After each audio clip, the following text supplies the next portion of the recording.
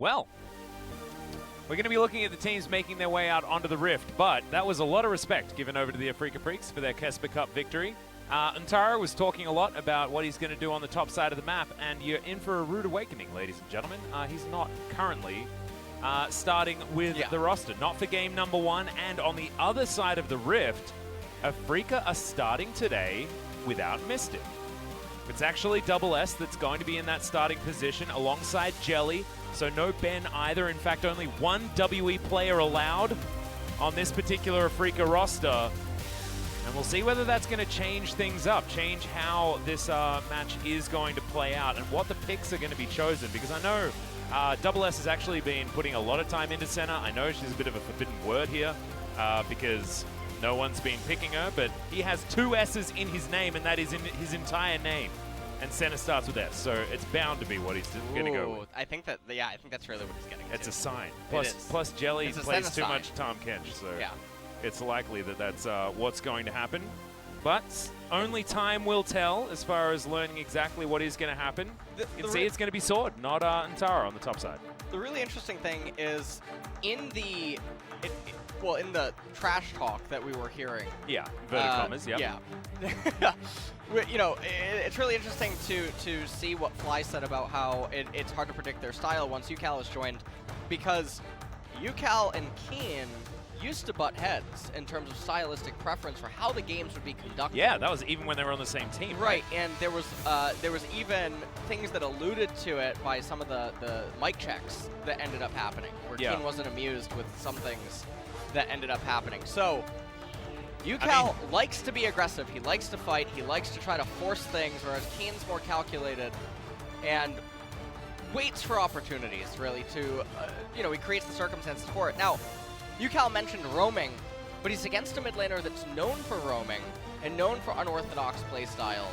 So it'll be an interesting dynamic to see how the two teams do end up colliding. I do think it will be what can Ucal really do versus what Kiin offers. But then also, I just think that Kiin has more backing him up on his team than Ucal is most likely going to find Aiden, especially given the discrepancy in top lane. Yeah. Doesn't exist anywhere else. That is certainly going to be the rough stage. I mean, we'll have to see how Double S is actually going to play, because that's the other discrepancy that you could potentially see in this matchup, and it's Viper and Irove against Double S and Jelly. Because Double S isn't the player that Mystic is, doesn't have the pedigree that he built for himself over in the LPL. Still, he's an alright AD carry, and did do his due diligence on Kong the Monster for quite some time, and wasn't exactly the reason why that team was so awful. There's a Rumble ban against Afreeca. I don't know whether that's a Rumble jungle ban, because the player that I've been seeing playing a hell... In fact, Kiin and Spirit have both been spamming Rumble, to be fair. But Griffon are looking to try and pinch Kiin as much as they can by the looks of things. And Afreeca is saying, no, Ucal, you're not playing what you want. Well, Yasuo banned away. And it's very interesting. These bans have deviated from what we've normally come to expect so far. Please just ban on, please. Please ban on. Afreeca, don't let Sword just first pick on. B1 Ornn is one of the best. Maybe even best one. Are they going to leave Akali up and ban on? I'd almost say at this stage that would be a good idea. Nah, Akali's going to be banned. They're not going to risk it. And now Sword is free. Oh my no. Goodness, is Sword going to do it? That is throwing a gauntlet. And not the gauntlet you want to throw. All right. Especially not with so many top lane like, Lucian is... And Kiin has been slaughtering on this champion. Lucian insta-locked. Now, if Set can grab him, that's when, like, all he needs to do is actually grab Lucian once, and the lane's over. But the tightrope is walked by Lucian. Lucian's the one that has autonomy. He's the one that it's on him to mess up. And so obviously when it's Kiin versus Sword Set, you'd probably not think that he's actually going to slip up. This is a danger, though, because now Griffon are free to pick up the Ornn for themselves. They are going to grab that one here. I was half expecting the Ornn to be picked up for the mid lane. It was Fly that debuted it in the Kesper Cup, and actually to great effect. as well. Not going to see it this time, and are we going to see our first center in the hands of Viper? We are. Certainly a pick that does feel like a Viper champion. He was one of our best awesome dudes. In fact, was probably like third best Vladimir in the league, and he was in the bottom lane for 2019. This is actually really interesting. This could be set flex, Ornn flex. I don't think possibly Ornn would go into the jungle.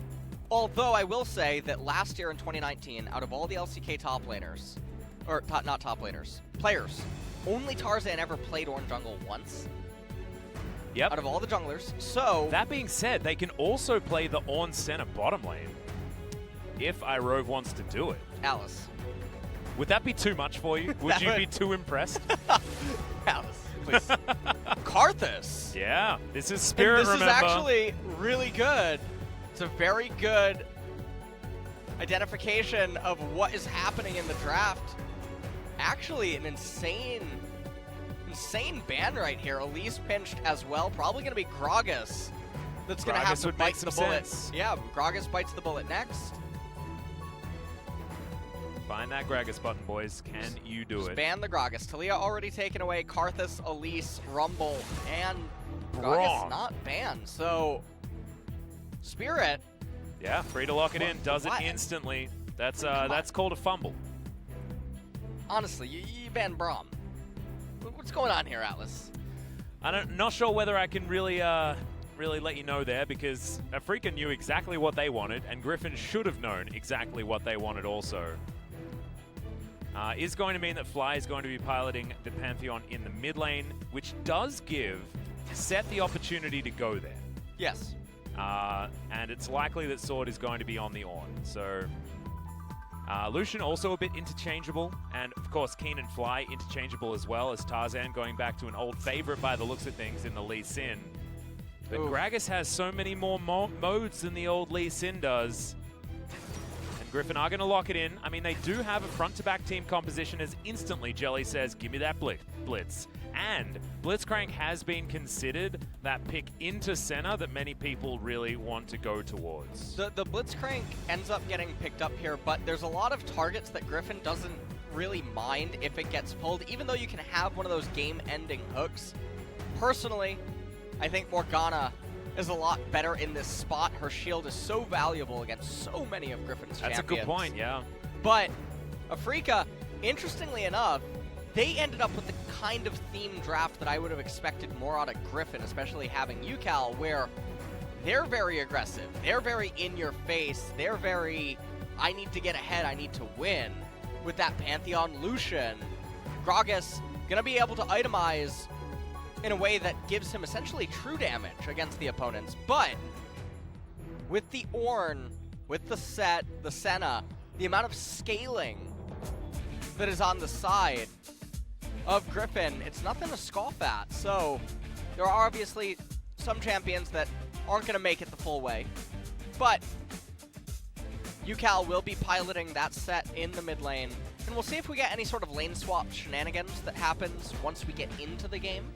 Yeah, it's interesting that Kiin is the one that's going to be playing the Pantheon. I was expecting a lane swap, but I don't know whether I was necessarily expecting a player swap. Yeah. Because Kiin is just so good on the Lucian. We saw just how powerful he was during the Casper Cup on that pickup, and we just know Kiin as that guy that can finesse out a lane like that so well. That being said, it is going to be the Lucian versus Set regardless.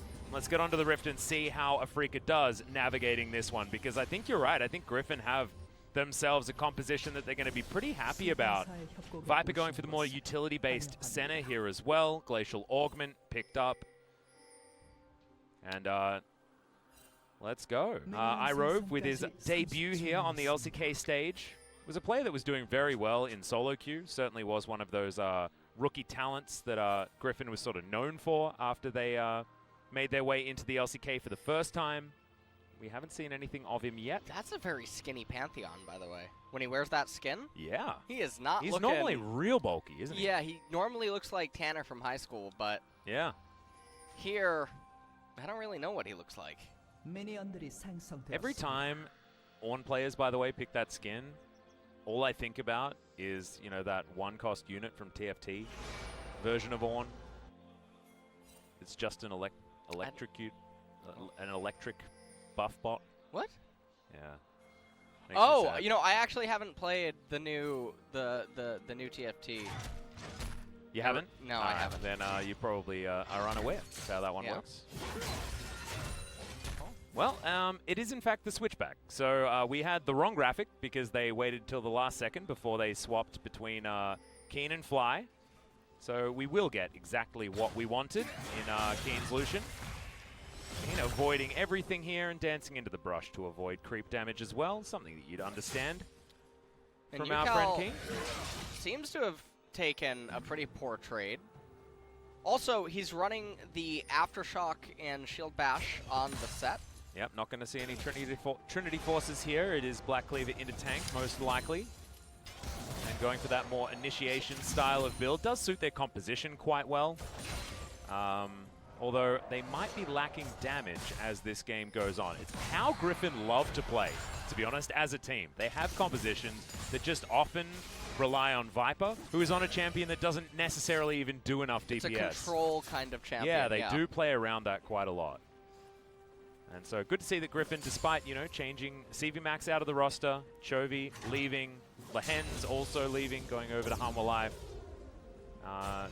losing Doran to Dragon X also, still the Griffon that we know and love.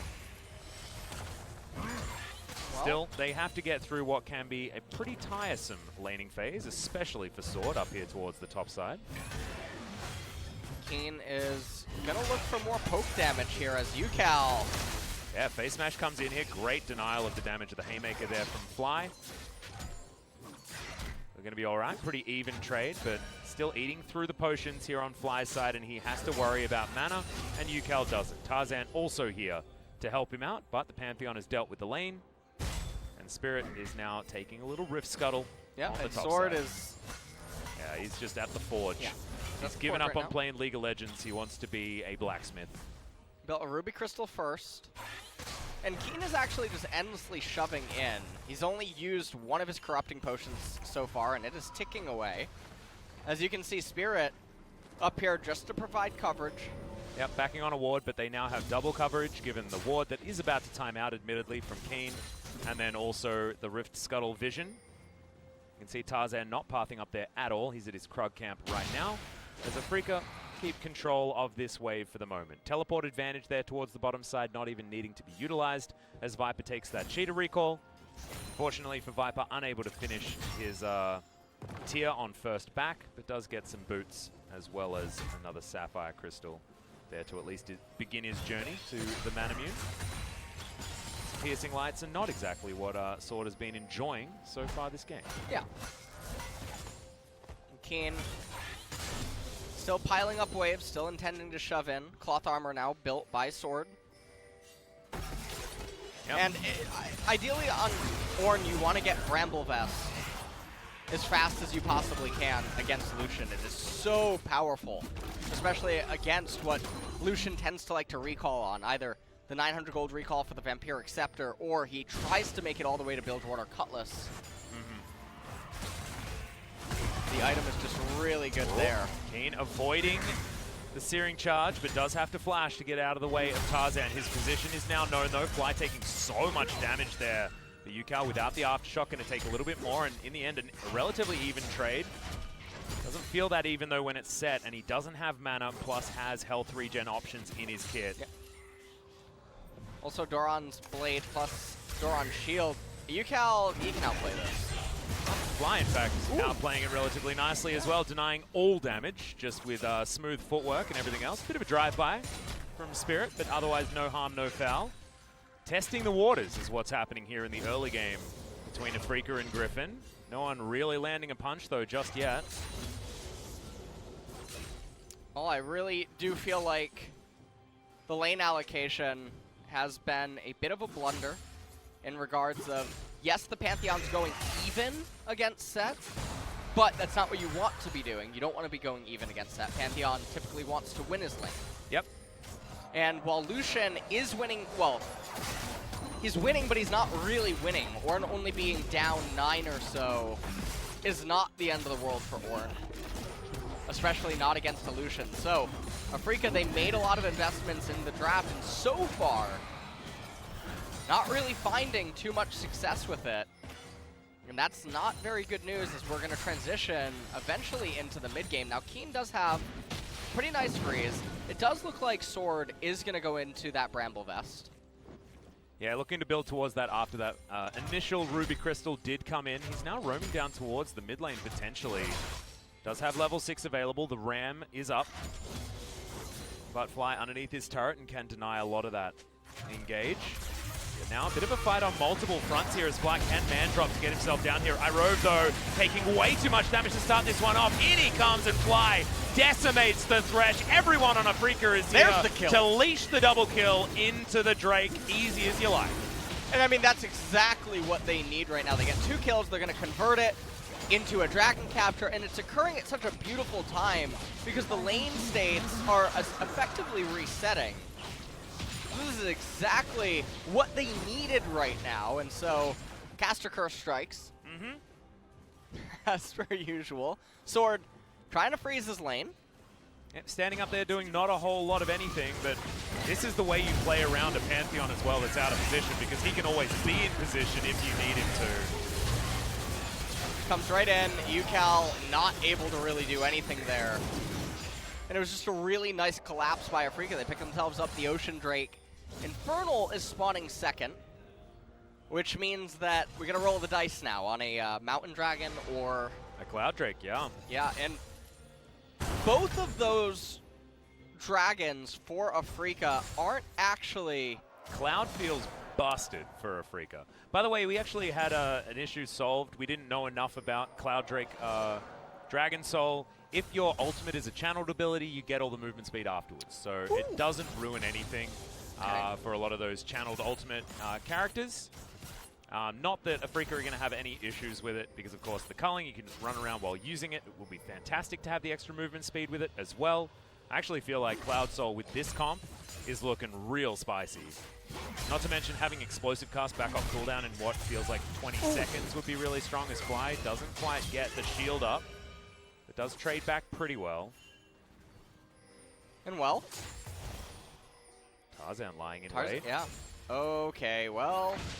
That hook is going to land here from Jelly. The stun, they're holding onto it. Face smash does come in, but the Haymaker comes down. Barrels a special delivery from Ucal, but the Dawning Shadow had to be respected, and Fly misses the spear. Tarzan thinking about a re-engage, but I don't think the health bars are quite low enough, and there's a full minion wave here that he still may have to respect. Body slam out of the way of the Sonic Wave. Yeah, I don't fully understand Tarzan's over-patience with a lot of the stuff that he just ended up doing Sword. Relative to, you know, proximity. But anyway, Sword back to trying to freeze. He's down 28 CS. Starting to get to be a larger discrepancy. Yeah, I guess he still has this CS to eat. So after he eats it all, he's only down 21, which if he can maintain a 20 CS deficit by 100, that's pretty much winning. Or it's, yeah, it's very akin to Poppy, the way that she used to be measured in top lane. Yep. Reminds me of something like a Kale as well. Yeah. Of course, those numbers did change because based there's on no kleptomancy and things like that, but yeah, plate situation could be a rough one, and that's what Spirit is trying to get for Kiin here. It's like Keen's getting married, you know, and like having that crockery being bought for him. And you can see Keen's actually standing on the pillar, and I don't know if that just gave everything away. Doesn't have a lot of mana here either, as Kiin is going to pull back, but there's the hook, and Kiin dives in, easy kill. Just in range of the rocket grab. And it's all too easy. Great roam from Jelly there as well. Yep. Love this blitzcrank play so far. Sword locked up on Ignite as well. Not going to have TP available. He's going to have to take a long trek back to the top lane. So he's going to miss out on quite a bit. Double S, that Calibrum forcing out a stopwatch from the Thresh. That's what happens when you have the Gravitum, the CC gun, as well as the long range. Jeepers, that's insane. He didn't even use ult. May have been able to kill him. Now Tarzan. Oh, hello. I guess Fly just does that to scare off the ward. Yeah. And doesn't even kill the ward because he knows the ward doesn't even want to see anything anymore. It's too frightened. It's not going to look. No. Actually, not. You know what? I can get behind that. Oh, thanks, man. Yeah. I like that. Well, Jelly is now a mid laner. Tarzan's going to have to be one too, but Ucal just run it forward with that Q. Jelly wanted to put him under the turret, but not going to be able to just yet. Fly might have to respect this and does. Flashes. Hook is going to land from Irove, and the hook is not going to land from Jelly. Now Viper fighting up against Double S. Has to get right into that Shrouded Mist, because that was not a trade he was going to win, especially not against the Severin. So I really hope that we get to see a replay about that, because there's some really subtle things that go on inside of that trade that isn't all that common. Also, I think that Tarzan actually missed his Flash R Insect. Oh no. So he will be losing Flash, but they did get the Flash away from Fly. It's a weird one to miss because, of course, you can't flash once the Dragon Rage kick has gone off. So Tarzan might have been a little bit too early on the flash and not actually channeled the kick beforehand. Because it's supposed to be kick flash, of course, not flash kick. Definitely a mechanical error, yeah. As Afreeca now, they're going to pick up their second Infernal, or they're going to pick up their second Drake of the game, and we are going to get Cloud Dragon. I'm excited. Looking forward to this potential Cloud Soul with all of these champions on Afreeca's side. You know, I was going to make a comment earlier about how Mountain would actually be a bad spawn. In the event that Afreeca would end up getting to it, getting Mountain Soul, their champions don't really build resistances, so there's not much amplification there.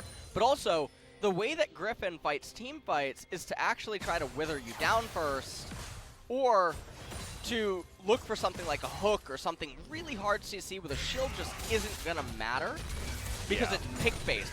It's catching you out rather than periodic poke and whatnot, which Mountain tends to be really good against. So having the Cloud come up is really good. It's also really good because now, the thing that we talked about yesterday, Afreeca could take a third Cloud Drake and be like, okay, I'm done. We're never going to let Elder spawn. And then Cloud Souls don't really do anything. Yeah, and then they can also just choose to fight around Baron for the entire game. Right. And make sure that Griffon has to come to them to try and answer in those scenarios. Do completely understand. As Spirit is on plate delivery service. This is exactly what he promised earlier on. That Searing Charge was not what you wanted there. The culling flies on through. Irove is going to arrive, but the plates are still going to be delivered over to the Lucian. He's back to it, pushing out this wave. Feels like he can send an entire army up against Kiin, but he has his buddies there as well, and everything's okay. Double S doing a good job here against Viper in a solo 1v1 bottom lane.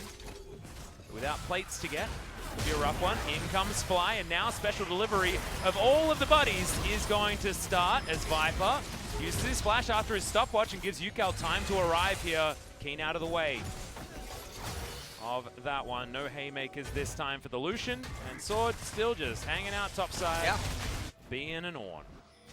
He's just trying to farm up, and in terms of Ornn items, we're not going to get the Trinity Force yet again. We knew that though. This is the Aftershock set, as we shouldn't even be surprised. It's alright.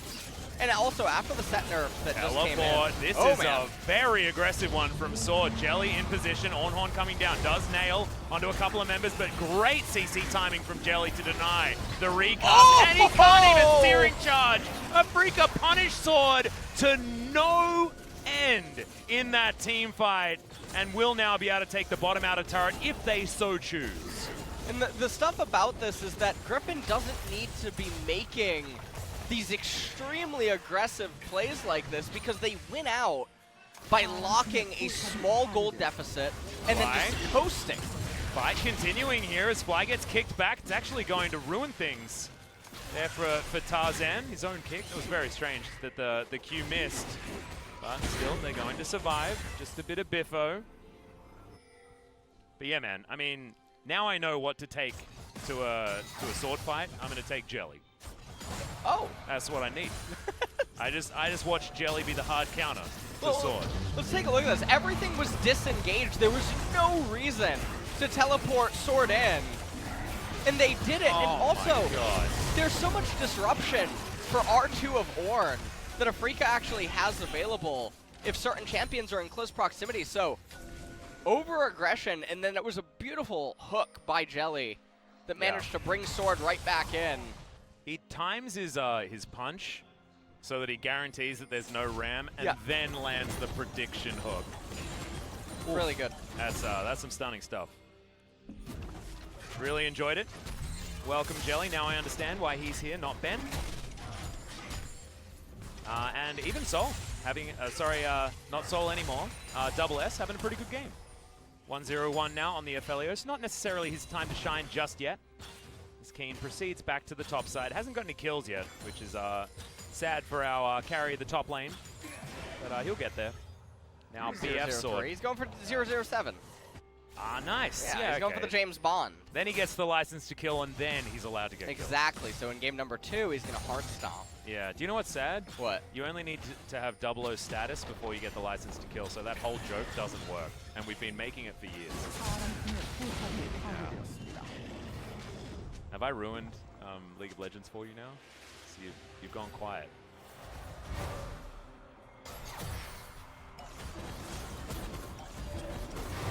Tarzan flash. I'm back. I'm fine. Okay, good. We reset? Reset. Just to point out as well, we are on perfect game pace here for the Afreeca Freecs. Weird, because it doesn't feel necessarily like a perfect game. However, so far, it is slowly but surely got towards that point. 4,000 gold lead, and to be perfectly honest, despite the fact that none of the games in our first series were perfect games, APK had lost by this stage in both of them. And Griffon are not necessarily out of it yet, especially not with a composition like this that does have gears that can change. But now we're 5 minutes away from another Soul as Irove getting culled severely. Now Kiin's just happily sitting underneath this turret. Okay, now that was a little bit of a move you didn't want to make as the Q misses there from Tarzan, luckily for Kiin. See, Kiin is champing at the bit right now, trying to get some of these kills. He has a BF Sword. Ornn just making work on that turret, though. Well, Double S is going to land the Moonlight Vigil, and now a lot of damage coming down onto Ucal, but he's going to get the Haymaker, fly underneath here, and Spirit unable to get anything done. You've still got Ornn towards the top side, and unfortunately, Jelly died to the turret. He didn't know he had aggro. I guess not. That was unforced error, and that is going to deny the perfect game in one fell swoop. Sword destroying it by taking down the turret. Yeah. And then Jelly just dying to a turret himself. As now Griffon looking to start off Shelly just before she despawns. Sorry, this is Shirley. Shelly and Shirley look pretty similar as identical twins. They're, you know what? I think one of the things Riot could do is they could make the first one a little bit more magenta. Okay. Yeah, okay. And then, change the second one. Well, I don't know. I think we need to talk to Shelly and Shirley and just see whether they want to be easily differentiated from one another. Because maybe their thing is to go the identical twins that both look the same. Right, or they type vibe. Like sometimes you want the being more individual, and otherwise you don't. Oh, the Ignite was still going. Oh no! That's definitely a Feels Bad Man moment. Yeah, trolled by it. Yeah. Okay, so that's not like a teamwork fail situation. That was a just slight range issue with last tick of Ignite issue. The pan on set right now is actually a beautiful spot to freeze. I just want to throw that out there for Antarctica enthusiasts. All right, well, if you are one of those, you're going to have to wait until another game, probably from another region. For another year, let's be honest. For a while. Because this is getting well and truly ping-ponged into this outer turret. Fly has some open arms. Going to collect that one for himself. Fire Forge Cape, I believe is what it's called, is what Sword has picked up first. Abyssal Mask will be coming in most likely next. And he's just going to leave the Bramble Vest as is. For the moment, of course, Ornn wants to get towards those first 2 upgraded items as quickly as possible, and Thornmail does not have one of those, so that's why the Abyssal Mask is certainly a worthwhile next choice. 2 items on Kiin. He's got his Essence Reaver now completed, and I think it's 3 items that he's really going to start being a complete menace. But Sword by then will have a lot of armor. so it's not going to be as much of an issue as it could be for other champions. Edge of Night done for Viper. That was his second item choice. Often you see Duskblade after the Manamune. It's actually really interesting, by the way. Tarzan went for Merc Treads, but the amount of CC on Afreeca, it's mostly all knockups. Yeah, and also the amount of magic damage is quite low as well. It's virtually negligible, especially because Spirit ended up going Ninja Tabi, so he doesn't even have the Sword Pen boots, giving him that 18 magic pen, which I'm a little surprised about. And I think these things considered, Sword going into Abyssal Mask is a little strange. I actually think this is one of those spots where Frozen Heart can be really good as the second item on Ornn. We saw Finn do that in the LEC. Yep. So rather than going Frozen Fist and wasting your money, you can just go Frozen Heart, get that passive, and then couple it with Thornmail down the line, which he's definitely going to want to end up completing with the Bramble Vest. But we're going to have Abyssal Mask seemingly built here. And honestly, his team just isn't going to get a lot of value out of it. Nope. Same goes for... Oh, actually... As far as Black Cleaver goes, I mean, I know it's not exactly super easy for Set to stack it up. However, Viper will be able to utilize the lowered armor much better than a lot of other AD carries would, given the lethality that he picks up. Does like just flat armor removal. You do have that statistic. Might help Viper's damage be a little bit more relevant. As you can see, Double S looking for the ult and does find it here onto Ucal. Gets slowed down, but otherwise not going to get rooted just yet, and no issues now. As Shelly, she's going to try and get her charge denied, but it isn't going to happen. Does get a chunk out of that outer turret. The Piercing Darkness, not doing too much here against the Afreeca Freecs. 12 seconds until that Cloud Soul is available. And the culling doesn't do quite enough there onto Griffon to soften them up. Oh, Hook is going to land. It's onto Sword. Survives for a very long time. But there's the ultimate, the Dawning Shadow to come through. Good flash, but it's not enough as Sword does turn this one around. Picks up Kiin to start the fight, and Fly is going to be the next one on the chopping block. But now SS is there. Calibrum is charged. Spirit lands a really nice barrel, but he shouldn't survive. Oh, the Q! It misses, and Spirit's going to live. Piercing Darkness comes down. There's the body slam, and now SS. Can he find the AoE? Infernum was so good to have locked down, but doesn't get it just there. Had it in the offhand. Now Severum is picked up. Tarzan goes golden and is able to safeguard out. So, not able to deny the dragon just yet, Griffon. We are getting glimpses of what we talked about inside of the Champ Select, where the scaling on Griffon is insane. It is a lot stronger than that of Afreeca, and Afreeca ends up being reduced to Aphelios the longer that the game ends up going, because Gragas, he went for a utility build. He's not doing all that much by himself. And so when the ornaments start coming in, we got the first one online. I don't know if that's the Sunfire Cape upgraded or the Black Saber. We're going to fight. Yeah, Hook's going to land onto Ucal. Can he actually get the ultimate off? The Haymaker is in, and now the ult. Oh, it's barely just off cooldown. The Blitzcrank going to be the first to go down, though, and now Fly in position. Are we going to get the showstopper? No, Ucal just holding onto that button. But it is one loss on Afreeca's side, and Griffon have now all of a sudden evened out the kills. It feels like the flow of this game has changed drastically in the last 4 minutes. I mean, this is what we talk about all the time, or I try to mention a lot on broadcast, is scaling team compositions. So many things went wrong for Griffon this game. Sword had a failure teleport that ended up just getting punished. He got killed in top lane. He got absolutely pressured in top lane throughout almost the entirety of the game. Set ended up barely living, but fading something. They lost a lot of turret plates, but when the fights start breaking out in mid-game, the items, the champions, they speak for themselves and basically say, hey, we can function off less gold, we're more valuable individually. And so, even in this team fight, Spirit, if he had more damage on him, the Gragas would be able to do a lot more, but Aphelios, he's going to be the one-man army for Afreeca the longer this game goes. Starts off with the hook right here, but then there's just no damage on the side of Afreeca, and this is where sinners get punished by saints. Well, I mean, I think Griffon are going almost too far into the same category because their composition almost lacks damage, but not here in the mid-game, where Sword is still doing relevant work, especially given the fact that he has the Bramble Vest. Sunfire Cape, fantastic, especially when it's Forge Fire Cape as well at this stage, is actually doing relevant damage here. Afreeca will get to a point where they just have crazy amounts of damage with their double 80 carries, and Viper's not going to be able to eat through by himself. But fights at this stage, given what Griffon have, just seem to be working so well front to back when Afreeca don't have that mode available. The other thing is, the 80 carries, I assume that Mortal Reminder will be the purchase on Double S. You'd hope so. As the Senna healing will become obnoxious the tankier that Set, Ornn, and Lee Sin get, as well as Thresh.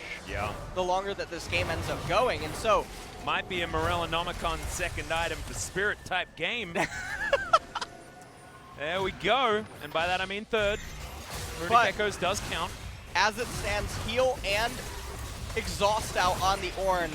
And now Afreeca, they're up 2,000 gold, but they are very far behind in this game right now. Yeah, it has certainly taken a turn. And now at 27 minutes, they have to be considering this Baron. Griffon going over. They're clearing out the vision that Afreeca have had there for so long. Someone tell Tarzan that Spirosojin is not in this game anymore. He's at Build-A-Bear Workshop right now with his items. Yeah, I'll have a gander at that when we're back in. Oh yeah, there we go. Okay, he actually just completed straight into GA. GA, okay. All right. You know what? I don't mind it, actually. I'm gonna take that back what I just said. All right. I like it. I'm impressed. Yeah, next item is going to be that Black Cleaver. The only argument that you might have is that he might want to ornament one of his items a little bit earlier, and that would have been the argument for the Black Cleaver instead. I don't think there's an Ornn item now for level 14 Ornn to upgrade, which is actually really unfortunate. Oh no. Oh no, Senna went Duskblade of Drakthar, yeah, so... You need a Ghost Blade so that the Wraith Blade can come in. This actually, received this is one of the few things that tilts me more than Morello. What's that? When you have Ornn and don't build his items. That's a bad one. That is definitely a bad one. All you had to do was sign up, and you get something for free. Yeah, you didn't even do that. But sometimes, you know, you're at the cash register and you just don't want to sign up for that thing. You just want to go home. Yeah. And that's, I feel, what they're doing. Oh, man. Well, Spirit wants to save this, but I just don't know whether he's going to be able to. And he's not. Outer turret does fall down. Kiin spends a hot minute down towards the bottom side, flies up towards top. They're going for this 1-3-1. But now Griffon, they've got what they wanted, and Afreeca were just a little bit too slow. Back comes in, and we've got a pair of Last Whispers. Lord Dominic's was actually what Double S decided to go with here. Maybe relying on Kiin to grab the Mortal Reminder, and then Double S can come in with the shutdown kills. That extra % health damage could actually be relevant here for the Aphelios, especially depending on weaponry. Unfortunately here, Atlas, I wish I could go on a tangent about Mortal Reminder versus Lord Dominic's. I know that there's actually a Reddit thread that details everything. It was made by someone months ago. Okay. But I don't personally know it off the top of my head. I think the general consensus is Mortal Reminder tends to outshine it. And in this particular instance, you can understand why he's building it, though. There's so much HP stack on Set, on Ornn, and even on Lee Sin, he's going to eventually get that Black Cleaver, and they all do have armor. People probably would liken this to the Morello versus Leandri's argument, but I don't think that it's actually comparable. Well, with Piercing Darkness being so much AoE healing and something that Afreeca will want to deny, that is where the argument gets a little bit sticky. As speaking of denial, another Cloud Soul is going to be denied here by the Griffon squad. Keep those ultimates rolling through as quickly as you like. And having the Showstopper and especially the Ornhorn, the Call of the Forge God, really will be important. Afreeca clearing out vision, but it feels like they have sort of run out of steam here. Not what we're expecting from Afreeca's first showing here in the LCK after their dominance in the Casper Cup tournament, but still not over till it's over, and they still have over a 2,000 gold lead. A lot of damage being built up here by Fly, but he really wants that GA to be done. Doesn't quite have it just yet. And now Kiin on the bottom side. This is another mode that Afreeca's comp does have, is just opting in for full 1-3-1 and try and pull Griffon around the map and not allow them to have this death ball composition that does really rely on winning a team fight around a major objective in order to get anything done. They can still do this if they can pull Griffon apart. The Lucian eventually trying to get into a spot where he can threaten to shred a turret if Sword is locked out of teleport or something of that nature is definitely a win con. Do not be deceived if you were looking at the gold score at the top and thinking that Afreeca are in a commanding position right now. They're definitely not. Griffon are absolutely in the driver's seat, and fights are going to continue to favor them as Viper is allergic to free gold, as he's not building towards another Ornn item. No. Lee Sin will be the next Black Cleaver, and I believe that Irove will end up getting the redemption for the next ornament. Yep. So at least Sword will have something to upgrade, but Viper certainly sticking to the playbook when it comes to the build path and not trying to change that one up just so that he can get the free stats. Unless he goes for more lethality. I mean, he could theoretically get last item Wraithblade. Yeah. But wouldn't be what I would suggest, because once you have your rapid fire cannon, generally you want to augment that crit with an Infinity Edge. But we'll see. Yeah. Well, I mean, rapid fire is picked up. So Infinity Edge, final item for Senna. It is an ornament. It would be a nice pickup. Oh, that's true. Yeah, of course. So it's actually a little surprising that we didn't have the invert occur, especially because Griffon, the way that they conduct their team fights is by slowly moving up like a catapult and threatening an Ornn engage. And then usually what's going to end up happening is Afreeca will be the ones to panic and come into them, and then that'll allow Griffon to basically hold a phalanx, protect the Senna, and allow Ornn and Set to just rip through the front line of Afreeca. Well, we've now got double dominance. Kiin decided not to get that one either as Jelly misses a hook. It was onto Sword though, and that might have started a fight that they didn't want in that instance. Stone plate completed on Set. Now, as of 10.3, I do believe that a lot of players are looking at this as the go-to build that'll end up becoming more popular, which is just a full-on tank set. Yep. I've spoken about it a bit with a few top laners. Whippo from the LEC, as well as some North American players. We saw Roach actually utilize it well yesterday. We were discussing this before, especially alongside this particular rune choice as well in the Aftershock. Afreeca trying to hold on to this this minion wave to allow Kiin time to split push bottom side. He does have teleport available as Fly makes his way in. Tarzan down towards the side, but it looks like the wave clear is enough. Spirit plus SS certainly able to get rid of those, as now this inner turret does have to be defended, and you can see Griffon are opting in for an exit. So Griffon not exactly making leaps and bounds towards victory here, and they are falling further and further behind in gold as this game goes on. Another dragon to come up though, and this could be an opportunity for Griffon to not only threaten in the next 5 minutes another Cloud Soul option for themselves, and another fight for denial of the Afreeca Freecs, and they just want to get Afreeca into a position where they can do that. It's a pretty good soul. I remember, I think that we talked about this in Kespa Cup, that initially I don't like Cloud Soul inside of like solo queue or environments where the level of play maybe isn't up to par, but I think that the movement speed outshines Mountain in most cases, because it's not so often the enemy team composition is super prone to being vulnerable to Mountain Soul.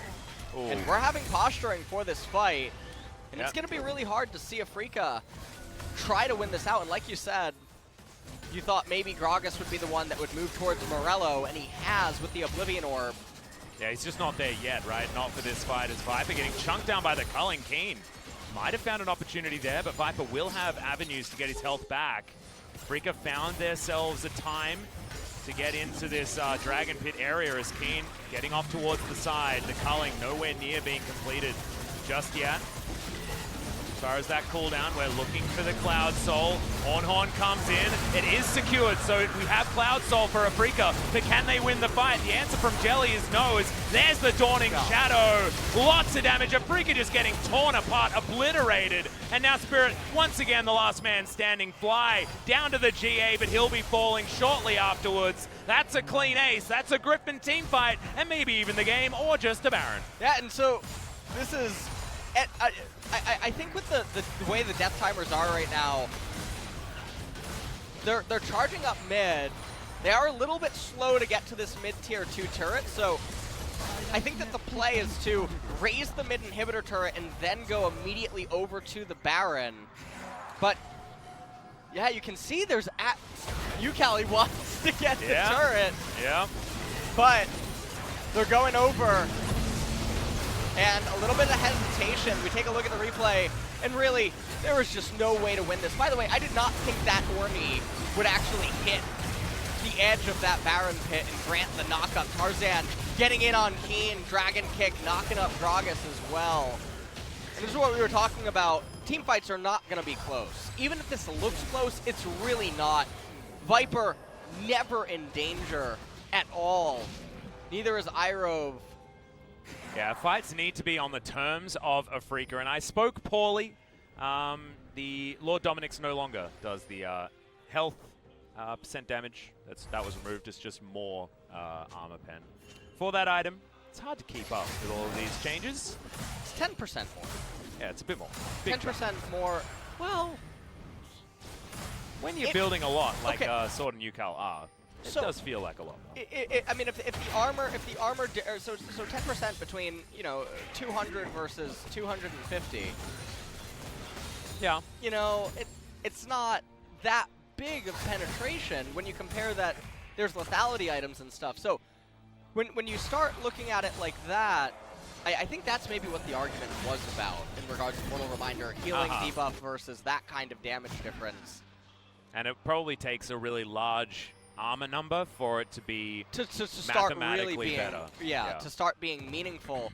And that's where I say that it's not really comparable to that of Morello versus Liandry, where Liandry just gives you madness, amplifies all the abilities, as well as the max percent HP burn, oftentimes will outshine the healing preventive. Yeah, well, Afreeca now trying to defend this inner turret.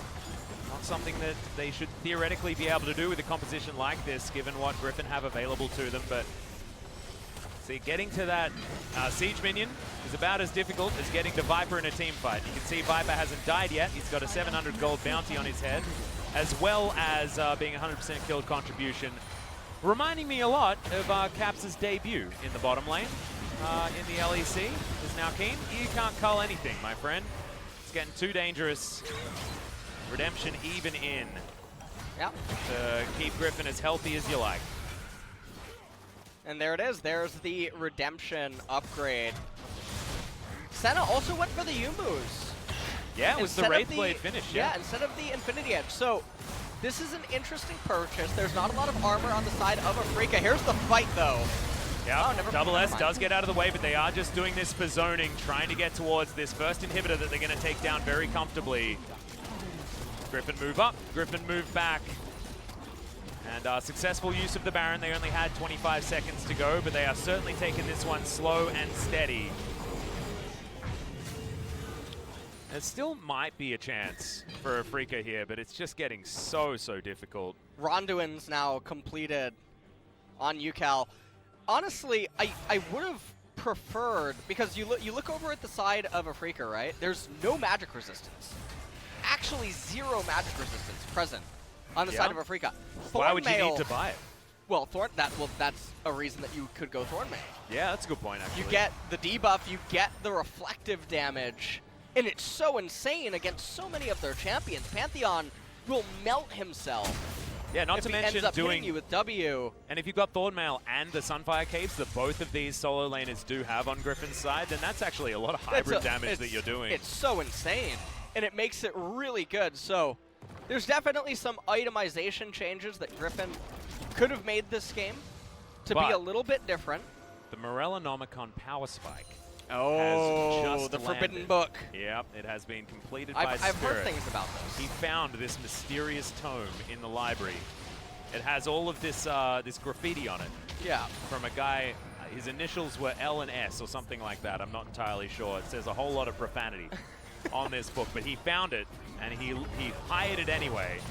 That's the ultimate that flies in. Just gets a little bit of a slow there. Moonlight Vigil not exactly nailing it. However, they've got a lot of ultimate cooldown reduction. What do you think is like chapter 1 of Morello? It is why you shouldn't listen to LS. What? That's chapter 1. Because otherwise no one's actually going to read it, are they? That is true. They need to get that one outlined. Well, it's making sense. Now, Afreeca, they did actually get the Cloud Soul. And I think that them going for that soul rather than just allowing Griffon to get one more and then have a soul fight is because they've identified that they're going to have to just we choose actually a do buff. need the Elder in order to have a chance at winning this game. And honestly, the Elder Dragon is it is pretty overpowered. It actually is Yugi's deck. His grandfather doesn't have any bad cards, Kaiba, you know? Yep, it's also a really rough one against Ucal because he likes to go down to around 20%. And then use his Haymaker to get that big old shield. Yeah. Not going to be able to do that as comfortably in that instance as now. Facebreaker comes in onto Spirit. Maybe not the priority target, but the Ram goes completely wide. This might be the opportunity for Afreeca, but Kiin has to flash very early in this fight. The culling now on top of Sword, but he does escape from the set who flew in. Tarzan down to his JA, and Kiin is wrapped around to try and take down this stone plate Sword, but he's so tanky. It's just ridiculous. Eventually, he falls, and now Double S is there with a lot of damage. They have lost a lot of frontline. However, Afreeca still couldn't do enough work to this squad. One kill. It took them that long to kill just an Ornn. Yeah, that Ornn is extremely tanky. And again, really surprised he completed Ronduin's himself instead of upgrading the Bramble Vest into the Thornmail. So definitely surprising there. Sword has teleport available. He will be able to go over to the Elder if... It's 30 seconds, man. Yeah, this Elder is alive. 4 versus 5 is what Griffon are going to have to do here because they cannot lose this bar. They might steal the game, Atlas. If they get this Elder Dragon, they're going to convert it into Baron. Here we go. Yeah, Jelly hooks in Ucal, maybe not a priority, but Tarzan is tanking up this whole culling. Ucal does get rid of the Blitzcrank, but he's going to have to sacrifice himself for it. That's the Dawning Shadow, but it's not going to deter Afreeca from taking this Elder Drake. Still, you have Tarzan alive, but not very much. That's the Elder. That's Afreeca with a chance of winning this game. Baron's alive, and now Griffon are trying to get over there. Sword arrives, but doesn't arrive anywhere near that Dragon Pit. Oh man, they're not even going to it immediately. I think they were looking to see if Afreeca would be greedy, but they're not. Kiin ran back to the base. The rest of the members hugging each other as they approach through River. And this is going to mean that Griffon, they don't even get Baron. Yeah, and now Afreeca with an Elder Drake. Now it's going to be very hard for Griffon to get there. Yes. They're like Gohan when he's empowered by Goku fighting Cell. That's exactly what's going on right here. Ucal extremely greedy with that suplex onto Gragas as the rest of the team is just split up, and that's not how they're supposed to conduct these team fights. And so Ornn, even though it takes an eternity to kill him, he still ends up going down. And there are 3 control wards on that lantern as well. They definitely didn't want that clicked. Superplex into the team, but Ucal does not have insane amounts of damage right now. This is actually This is really fun though, because this is late game scaling damage versus late game scaling tanks. Yes. And we're seeing, like, we saw the lull in the carries, but now that we're getting towards 6 items, in fact, Double S does have his 6 items completed. Yeah, 6 item Aphelios. That's a really scary deal. And yes, Sword will take a long time to go down, but if they can get the fights they're looking for, could work out. That is not long range enough. Griffon on the has to dance. Of Moonlight Vigil. They just have to basically avoid a fight for a minute and a half unless Afreeca makes a catastrophic mistake. Yep, camouflage on everyone. You saw Ucal actually use it pretty interestingly in that last engage. Didn't work out for them. However, I do like experimenting with Senna's abilities like that. Now, when you have champions like Aphelios, when you have 6-item Lucian, I don't know why you're not just bursting down the Baron and inviting Griffon. Yeah, they should be 2-manning it right now. They should definitely be 2-manning it. Absolutely, they should. Lucian and Pantheon can 2-man it using Pantheon Z. Yep, they are going to go over and do that now. And here we go. That's a great slow there from Spirit, but I don't know whether it's going to slow them enough. This is looking like it could potentially just be another 50-50. Just do the Baron. Well, Tarzan's in position. They are going to give him a chance to come in and steal, but the barrel doesn't get him over the wall. He's still in the pit. It's down to 600, but Spirit does lock it down, and Tarzan is going to fall. By the grace of the Elder Drake, Afreeca have managed to find themselves a Baron as well, and now Jelly's on the hunt for another hook. In goes Fly, the hook is going to land, and Ucal has no chance. Haymaker does do a fair bit of work, and he tries to suplex his way out, but there's the flash in from Spirit, and they lock him down as well. Sword, the last remaining tank between Afreeca and a 1 game in game 1, but they had to work so damn hard for it. Yeah, and Afreeca, they did steal this game away from Griffon, who were in such a commanding position, and it all started with that very disjointed team fight in mid lane that really just, it started the chain effect. The dominoes, the pieces just started falling. Eventually the Elder, they danced. Eventually started the Baron. Griffon came over. Hold on, though. Yeah, big hook is going to land onto the Pantheon, but first Nexus turret has been taken down. Kiin now with the culling avoids the hook, and Irove will have to spend some time on the fountain. This Nexus turret going to go down. Double S just saying that he wants to remove it, and now it's an open base. Man. But the Ornhorn, the Ram is being called, but it misses on its second time of asking an Afreeca escape with their tails between their legs. It's all right, Bill Belichick called. He asked what if he ever considered a career in the NFL. Straight between the posts. That was something. So Afreeca, they finally commit to just trying to burst it down. Obviously, they're a little afraid about the Baron getting stolen. They should be more excited that Lee Sin's willing to trade his life for it. And so even though it's a 50-50, it's not one that they should be opposed to. You'll kill Lee Sin, turn the fight, and try to end the game. And if you get the Baron, you do get the Baron. But right here, the Elder Dragon has expired. And so, battle of Helm's Deep right here as they're trying to But what happens on the night of the 3rd day, LS? Who comes to save this Griffon roster? Who is going to be there? Because so far Gandalf has been absent. Oh no, that's Return of the King, right? The ghosts off the ship. Yeah, that is definitely Return of the King. That's Return of the King. That's like Senna game 3.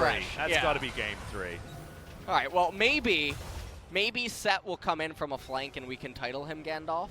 Oh, yeah. That would be fine, because Ornn is kind of like Gimli. He is. Well, I mean, Gragas is in the game, so he actually is Gimli. Not anymore. What can Ornn be? Who's another dwarf? Maybe he's like... Did he delve too greedily, too deep? Is he Balin? I don't know. Could it be Balin from the Mines of Moria? Because he has been going very far into these fights. Oh, man. Let us know on Twitter what you think about the Balin call. Balin versus Gimli. Senna versus Lucian.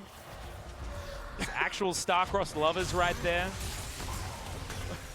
Oh, Lucian found Senna with Thresh willingly in this game. I know, and like, Senna's back there, Stockholm Syndrome, well and truly stuck in. Oh, dearie me. 50 what you want to see. 50 souls of gray going on in this game. Oh man, Kiin Gray over here. Let's see. Oh, jeez, isn't that an X-Men reference? Yeah, you are popping off. Oh, jeez. That is way too loud. I rove it. Oh, no, you don't.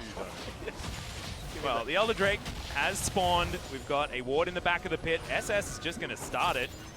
Double S rather with his crescendum. Does do a lot of damage to it. Now Fly is in position to try and stop them from getting in here. Spirit can use his barrel to get them out of the way, and the Elder has been taken. Tarzan, not a chance. Down to the GA, but still, technically 5 members still alive. Ornhorn comes in, does land onto the Aphelios, who doesn't find his ultimate, but Kiin does. So much damage there with that culling as the barrel is a bit of a fadeaway, but they've got Cloud Soul. May as well just throw out the ultimates willy-nilly as they've got their pick, they've got their Elder Drake, and now Afreeca are looking to push right down at the front door because it is swinging wide open right now. Yeah, and with the Elder, there is no way this game should be able to slip away from them. He's looking for the Gandalf play. Yeah, Ucal. he's seeing it. He's thinking third day. It is time as the man drop does come in. Straight in towards that Nexus. He wants it as Ucal's going to get taken down in the trade, and Fly is even going to survive. Sword by himself, but the Nexus is being focused, and Afreeca steal game one from a Griffon that found the mid-game team fights that their comp needed, and then couldn't close it out in the end. And so that was a very big roller coaster of a game where even though Afreeca got so far ahead, it didn't seem to matter. Well, it didn't matter in the mid game. Griffon were back in control of the game. Yeah. They got the inhibitor. They started getting all the dragons. They were in absolute control. And then one Leroy Jenkins from Ucal to start off a fight that was so disjointed allowed Afreeca to regain ground. And off the back of it, it happened at such a time in the game that Elder was coming up. And so because of that, they lost the Elder Dragon, which then subsequently lost them the Baron, which then lost them the turrets protecting the Nexus and the inhibitor, and then one more Elder is all that it took, and it's such a really sad way to lose a game. It was very akin to T1 yeah, exactly. yesterday, mechanically dismantling the opponent off the back of a couple of mistakes. Yeah, stealing it away from Today, Damwon. it was Ucal. Yesterday, it was Nuggery. Going in, Leroying on set. I mean, his ultimate, it's pretty fun. It is certainly fun. That probably not the fun version of it in this game, though, because now Ucal backstage trying to see what this Griffon roster can do to bring us to another 3-game series, which will mean 3 out of 4 3-game series in our opening matches, which certainly shows how close things are in the LCK at the moment. But damn, Griffon, it felt like they had it, but Afreeca styling their way back in. And I think a lot of it comes down to what we were talking about with this damage array that they have. Because look at the Aphelios damage this game, 54,000. And so much was on Viper's shoulders to get consistent damage on a champion that doesn't have scaling attack speed. It's really hard. It really is. And also another thing about this game is the Pantheon was pretty much a non-factor. Yeah, in a lot of things. He didn't really do that much. And so Afreeca, what's going to happen in game number 2 if Griffon doesn't have such a strong draft edge that can carry them despite the disadvantages they accrue so early on? Because if Afreeca gets the better leg of it, I think we're going to see a stomp. Yes, and also Afreeca are now on the blue side going into the next game. They can first pick the Ornn, they can flex it as much as they want as well. This could be even more difficult for Griffon, but they need to win if they're going to bring us to a 3-game series and give themselves the opportunity to win their first match here for Spring 2020. Let's see if they can after the break.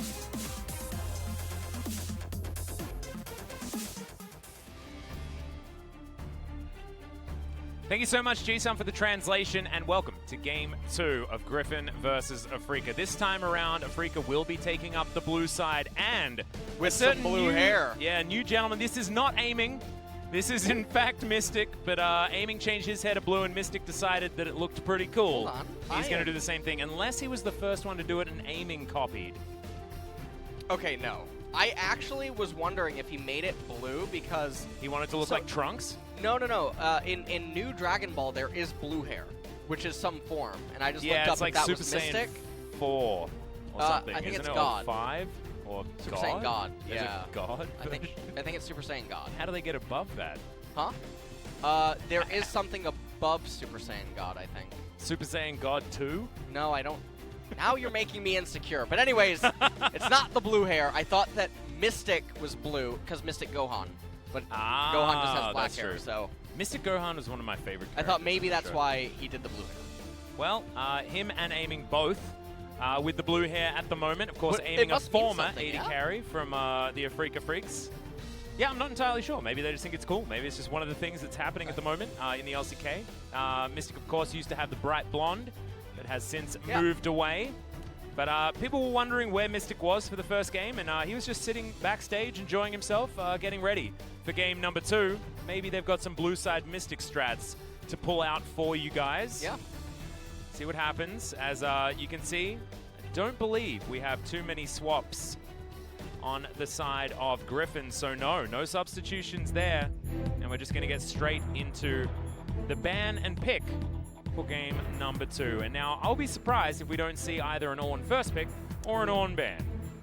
I would really like to see Afreeca pick up the Ornn because Sword, he really has been struggling, and also his set, I actually don't want to say negative. I don't want to be very negative here, but his set from solo queue. Yeah. I don't know. Yeah. It's it doesn't feel like a Sword champion.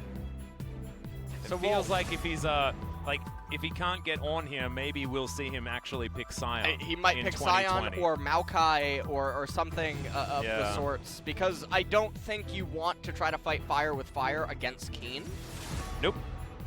Well, Set is going Griffon's to be banned. Can actually ban Set. So if Afreeca open B1 Ornn, Griffon likely would respond to R1, R2, 80 jungle, as Lucian actually will bite the dust, and I think that that's aimed more so at Ucal. Yeah, Afreeca just not wanting to have that one happen. I wonder whether that's based on something that Kiin wants to be picking up here, as Elise is going to be the final ban. Insta-lock on the Rumble. Now, this is a multi-flex. I don't know whether we're going to have some sort of weird flex of Rumble into the support position, which I know Kiin has been spamming. Not entirely sure about Jelly, but it has been in that Rumble center lane that you were talking about earlier, LS. Yeah. Backstage. Something that Rumble we could get excited and about. Rumble Soraka. Oh, that is repulsive. Those are the lane matchups right now that Rumble support technically ends up going in. Griffon, they're going to pick up the Ornn. Now, Ornn is actually really weak to Soraka. Oh, no. Because he tries to do the long-range engage, and then Soraka invalidates it, and then throughout the sustained fight, Soraka just laughs. Well, Spirit's going to go back to an old favorite. Jarvan being looked at here, 7 seconds left on the clock. I wouldn't be surprised if a center was just locked in here from the Afreeca Freecs. They can flex it multiple different ways. One time. Oh, man. Just get it? Because also, the Jarvan Cataclysm perfectly creates the circle for the silence. Hey, true. So they're just dead. They get Cataclysmed, they can't move, they can't flash out, and then the silence roots them in the event that you didn't have enough damage. Yep. And so it's a really, really beautiful combo. Speaking of combos, that's what Afreeca are going to go with here. The Rumble not going to be towards the top side because that is most likely the cannon, unless we're going to see some strange flexibility of the cannon. And so it might indeed be Rumble support. Yeah. Rumble is more popular in the mid lane, is something that Fly is, of course, playing. But it might be that we've got some shenanigans here on the side of Afreeca. Tarzan going to run back the Lee Sin, probably one of his worst Lee Sin performances that we've seen. Tarzan is generally very, very tight mechanically, and especially with his pathing and everything like that. So I want to see him have a better one. Yeah. He definitely has been floundering a bit. It's sort of like seeing Thor in between Infinity Wars and Endgame. Oh, you're talking about let himself go, when he Thor? really let himself go. Yeah. It's like walking in on Donkey Kong in the jungle. He's starting to look a lot like Bowser for some reason. Oh no, King K. Rool doing his King K. Rool impression.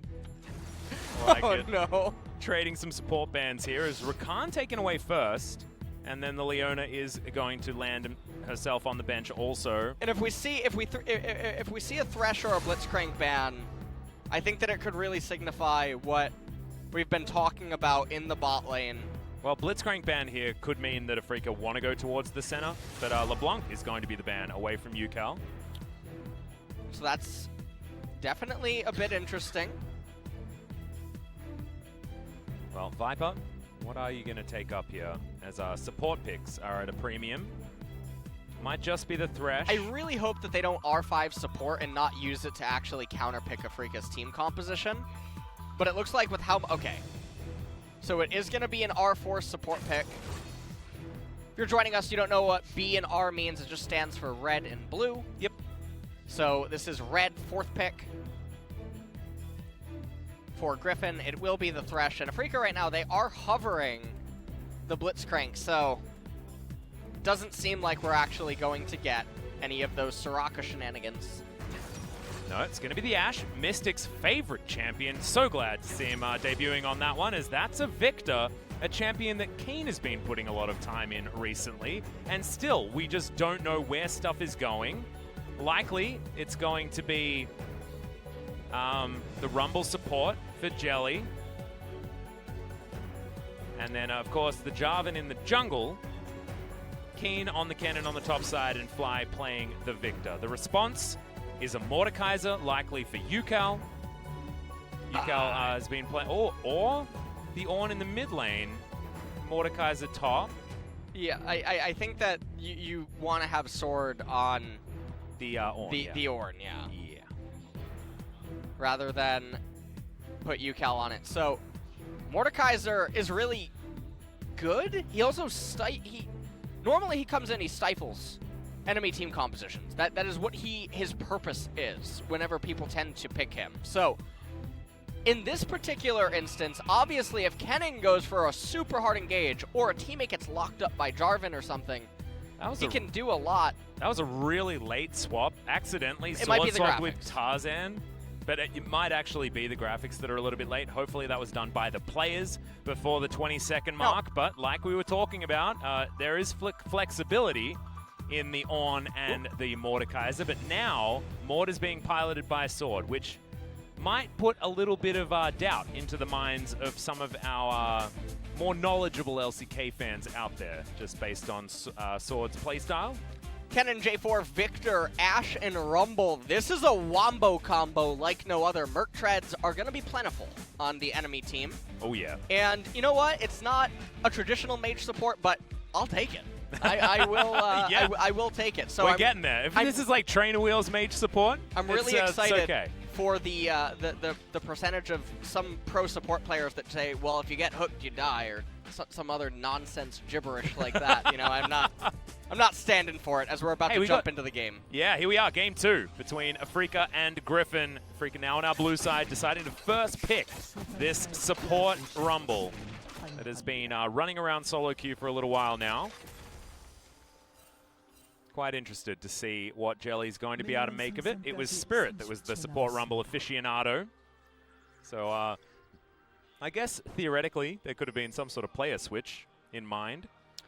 It's interesting that they actually didn't put Sword on the Ornn, primarily because all that you have to do is move into a different lane. Yeah, move into a different lane and it would be completely fine. It's so interesting that they actually put Ucal in here on mid. I believe that Ornn mid first debuted actually against a Victor.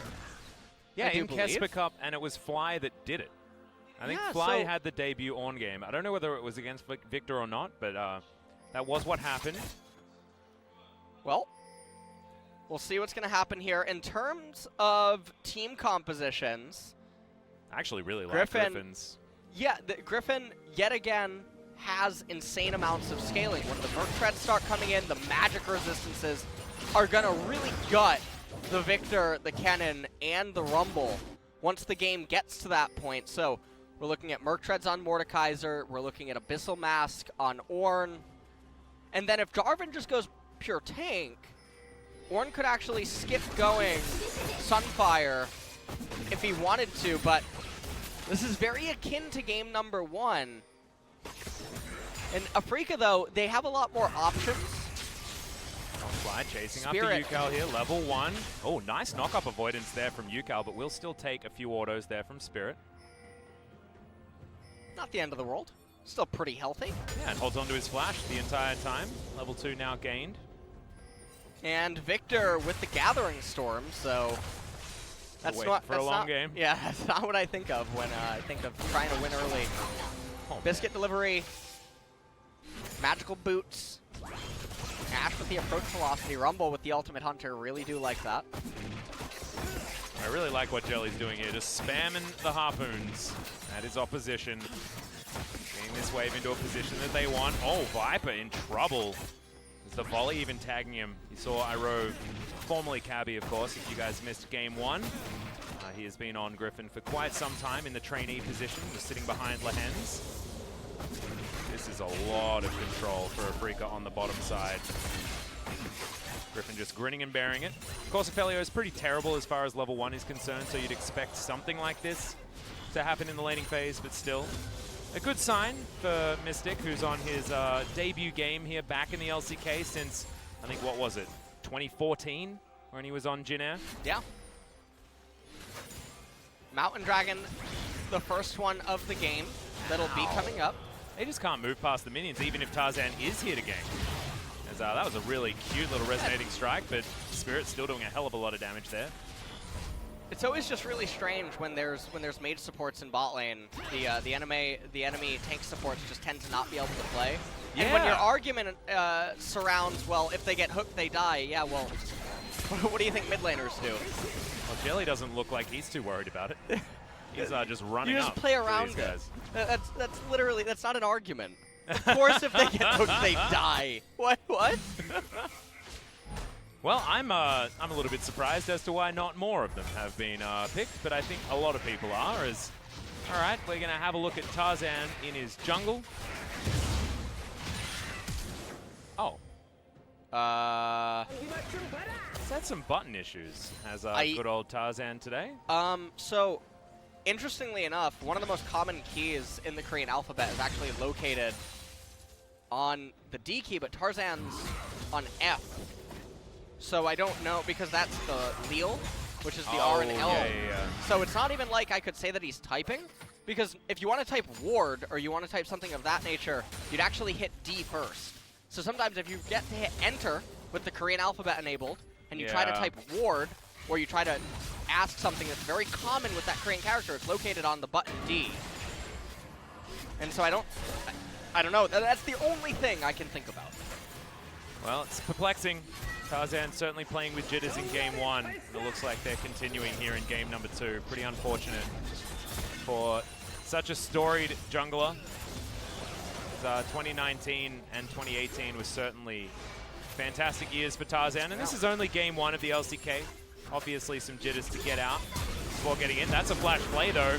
Instantly the exhaust comes in. Mystic level-headed, holds onto the flash for a long time. Hook goes wide as they're trying to take down Irove. They will be able to get it. Ucal gets down, hit 200 health. Onto Mystic, flash forward from Ucal. Slow from the volley though, and the Ornn can't catch up. He's waiting for the searing charge and will get it. The last auto attack does come in, and Viper, sub 100 health. The flash from Jelly is going to get the knock up. Ucal, a lot of health. Isn't going to continue under the turret because he knows the harpoons can chase him down. And 1 for 1 though, pretty good for Afreeca. 1 for 1 is really good for Afreeca. Lee Sin having to take up, and you know, honestly, he's not that mad about it. No junglers are. Having to absorb some solo lane XP. Oh no. Woe is me. Tarzan's thinking. You know that is the Dave Chappelle image? You got any more of those? Those lane minions. Got any more of them lane minions, man? That's exactly what he's thinking right now. That was actually a conversation with OnFleek after our first series where he's like talking about the fact that his laners have been giving him some of that. Jungle XP sticks, man. Yeah. It really does. It doesn't go anywhere. So we take a look at this, and interestingly enough, the mage support did get hooked, and then they turned it around because of the insane amount of damage. So that was an interesting thing that just happened there. So, and Jelly might have actually been able to kill Viper there if he had suicide. If they wanted to trade flashes. Yeah, they wanted to not actually do that. Viper holds on to his flash in the end. So massive summoner spell advantage here for the bottom side of Griffon. Of course, only still holding on to 50% of them, whereas 100% missing on Afreeca's side. They will still have this lane composition, which has been working out so well. You can see Mystic a couple of waves ahead of what Viper's been able to do, and they've been relegated to stealing Tarzan's jungle, which must feel awful. So, Sorkpen Boot's already completed for Rumble, which means he's dealing insane damage down here in bot lane now. Rumble has some of the highest base damages on any...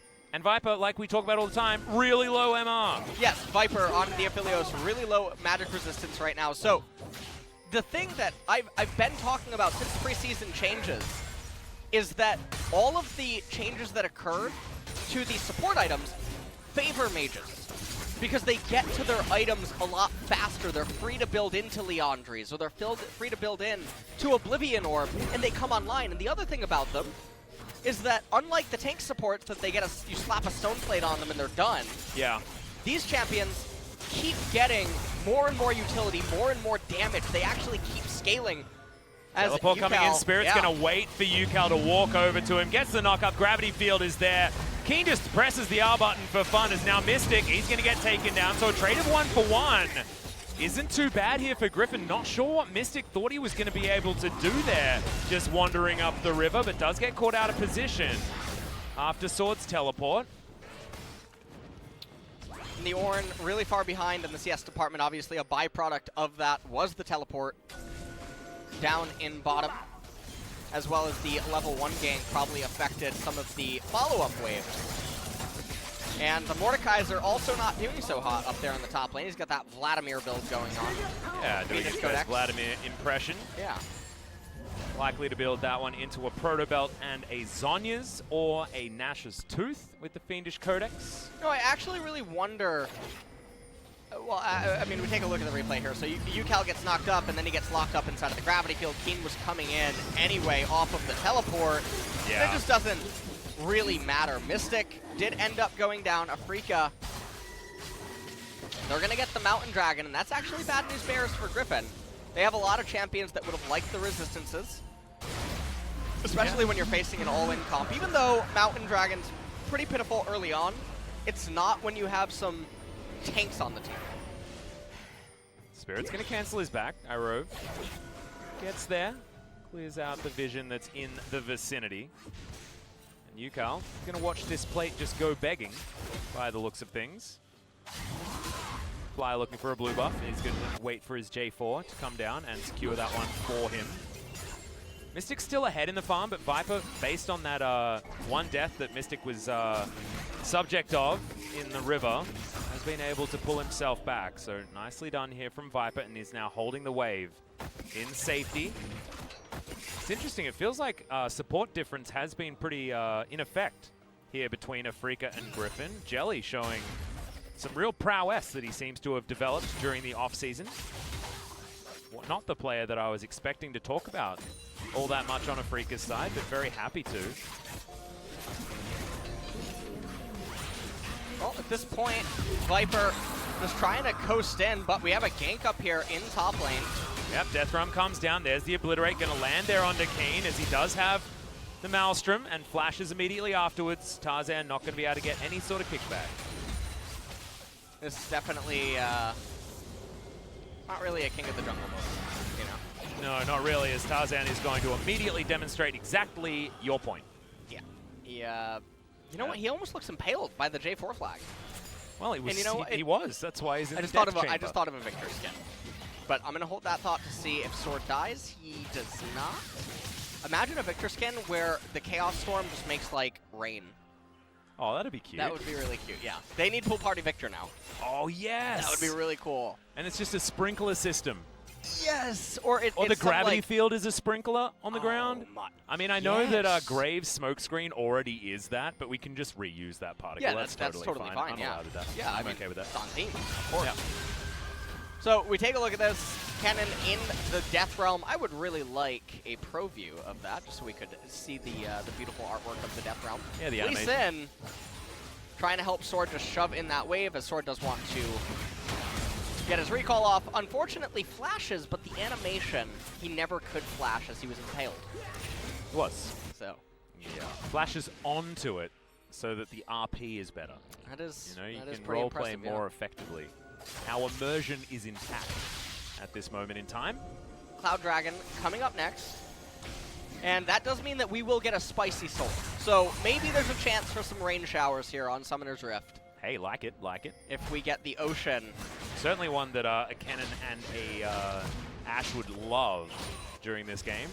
Especially if Kiin is going to play more of that split pushing style with his Hextech Gunblade that he's building up, then into AP, of course, but does have a lot of that ability to still control a wave with all of the lifesteal and spell vamp that you do get with that item. Much like in Game 1, Afreeca do control this mid-game, but it's not the same sort of lead that they were able to build for themselves in Game 1. It's also not the same sort of composition that they had. So not as imperative for them to get as far ahead. Yes, it's not, because they have the wombo combos, and it takes time for Griffon to get to the items that are going to start resisting it. So there's much more grace period granted to them before Griffon. Oh, there's the flash cataclysm. 2 people stuck in it as Tarzan is going to safeguard his way out. Irove not going to be so lucky. That box is for his own funeral. And Afreeca, easy kill onto the support. Unable to get too much more, though. Ends up passing away right there. As Mordekaiser actually finished the Proto Belt, which is really surprising. Proto Belt is sort of a decaying item in the sense that usually you get it when you're scaling or you're ahead, and obviously it has a lot of synergy on Mordekaiser, but yeah, Leandri's Rylai's is just so good to get to as a duo. And when you're losing anyway, there's no reason to pick an early game spike item like this rather than just go straight into your core components, maybe idolize even boots, itemize. Said let's try to do it. I'm gonna go, I'm gonna go, guys.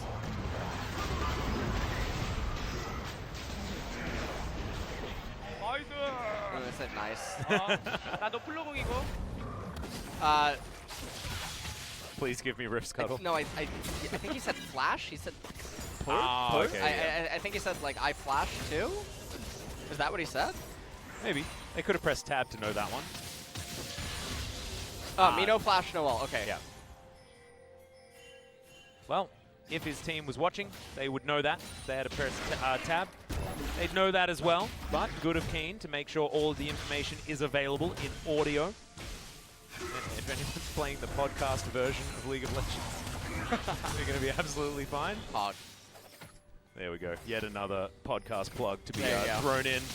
Being pretty shameless, but you know we're pretty excited about it. I mean, they don't call me last sellout for nothing. You know, that's how it works around here. Yep. Large sellout. Yeah. A lot of sellout. Well, Afreeca going to get themselves their second Drake. They were pretty comfortably able to get to in the first game. That is not going to change here, as Viper with his Calibrum is helping him stay at range while he farms out this minion wave. He's going to be able to get the next one underneath the turret, as it looks like Irove just going to go back as he gets to the lane. And there is the Earth, Wind, and Fire in order. Thank you so much. Well, it's only a 2,500 gold advantage right now for Afreeca. I would say the game is they're still ahead right now, mostly as a byproduct of how far behind the Lee Sin is in the game relative to where he would like to be compared to who the enemy team composition is, because Lee just doesn't really function. Who do you're never going to actually get an engage kick off. You can't kick Kennen in, can't kick J4 in, can't kick Rumble in. You probably can't reach Ashe, probably can't reach Victor. Yeah. And even if you do, the rest of the teammates are just going to pull the trigger. So Lee Sin is a non-factor at this point in time. Sunfire Cape going to be the next orange item to be completed, eventually turned into an ornament. But when the Infernal Dragon spawns, Afreeca should still be in the driver's seat. And then that's going to threaten an Infernal Soul, which is truly game-ending. And that is exactly what they're staring down the barrel of. Ticking over towards 17 minutes. In my mind, it feels like Afreeca's composition is sort of that 20 to 30 minute mark comp that can get all of its first couple of core items together and then really wreak havoc on this Griffon squad in their wombo combo style. Of course, Griffon, once they get a few items under their belt though, their composition is very sort of standard front to back. Late game scaling AD carry, late game scaling tank. Sword with his ability to put the jungler in the death realm during any sort of large objective fight. Or Kennen, if Kennen tries to engage. Yeah, that's true. The he just says, slicing "You're coming maelstrom with me." is more difficult to make work. QSSs will need to be picked up, and I imagine Spirit might even want to do so as well. He wants to get towards his Stoneplate second as he's going to tank Jarvan. As there is a hook, kickback lands. That's a nice engage that time from Tarzan. May not be over just yet, as the Ornhorn has been blown as well. They do nail it onto Fly, but Spirit knocks up Ucal, and he's trying to get the heck out of there. They still want to respect. The button's still remaining here on Afreeca's side. Chaos Storm still lingering as an option for Fly. And the thing about this as well is looking for vision right there is definitely a bit greedy. It's 3 minutes until the Infernal would end up spawning. It's not necessary to fight over vision in that area this early on, and Jelly does end up dying for it, so little unfortunate there. Now you see he has the Fiendish Codex. I'm not sure what item he's going next. There's actually not a lot of magic resistance stacked up on the enemy team yet. Interestingly, Viper even went for the Berserker Greaves. Thresh, who was losing and constantly pushed under his turret, felt compelled by a Cosmic Force to get the mobility boots. Yeah, it's actually quite interesting, and that might mean, that might be why he took a little bit of a detour from this build. It looked like he was going Zhonya's and then was like, well, there's no MR, I may as well grab an Oblivion Orb. Yeah, an Oblivion Orb, yeah. Which I certainly wouldn't mind. He could also go towards a Rylai's just so that he's more reliably CCing his opponents. I see what you did there. Reliably? Reliably, yeah. Okay. Because he does have the Harpoon. You don't technically have to buy it as the Rumble. It just means that your Flame Spitter is going to be doing double Leandri's damage when he eventually completes it. And he will look for picking that one up. That's the knock-up onto Ucal, though. Put into the gravity field. Oh, the Equalizer lined up onto Irove in the backline while they're dealing with the Ornn. Really beautiful coordination there from Afreeca, and Fly is delivered a blue buff as well. That is called having your cake and eating it too, ladies and gentlemen.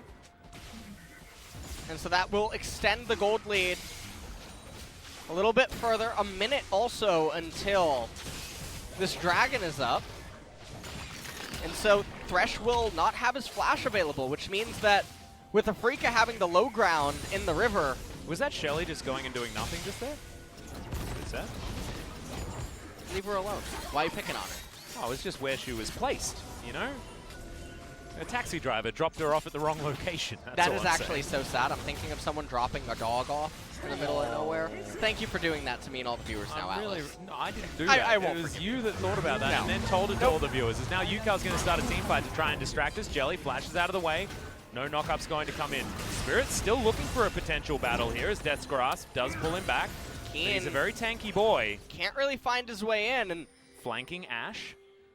This is definitely going to be... Whoa, Spirit's going a little too far in. They're looking for a good equalizer. They need to control the low ground here. This is not like Revenge of the Sith. Yeah. Normally you don't want to be controlling the low ground. I've seen that movie. Is the arrow's going to land? Another equalizer comes in. Irove. They don't even need to fully engage onto him. He's just dead from all of the inherent range damage from this Afreeca squad, and they continue moving forward as if nothing had happened. Now Infernal Drake is live. They'll be able to lock down Earth, Wind, and Fire and threaten that very, very dangerous Infernal Soul in 5 minutes' time.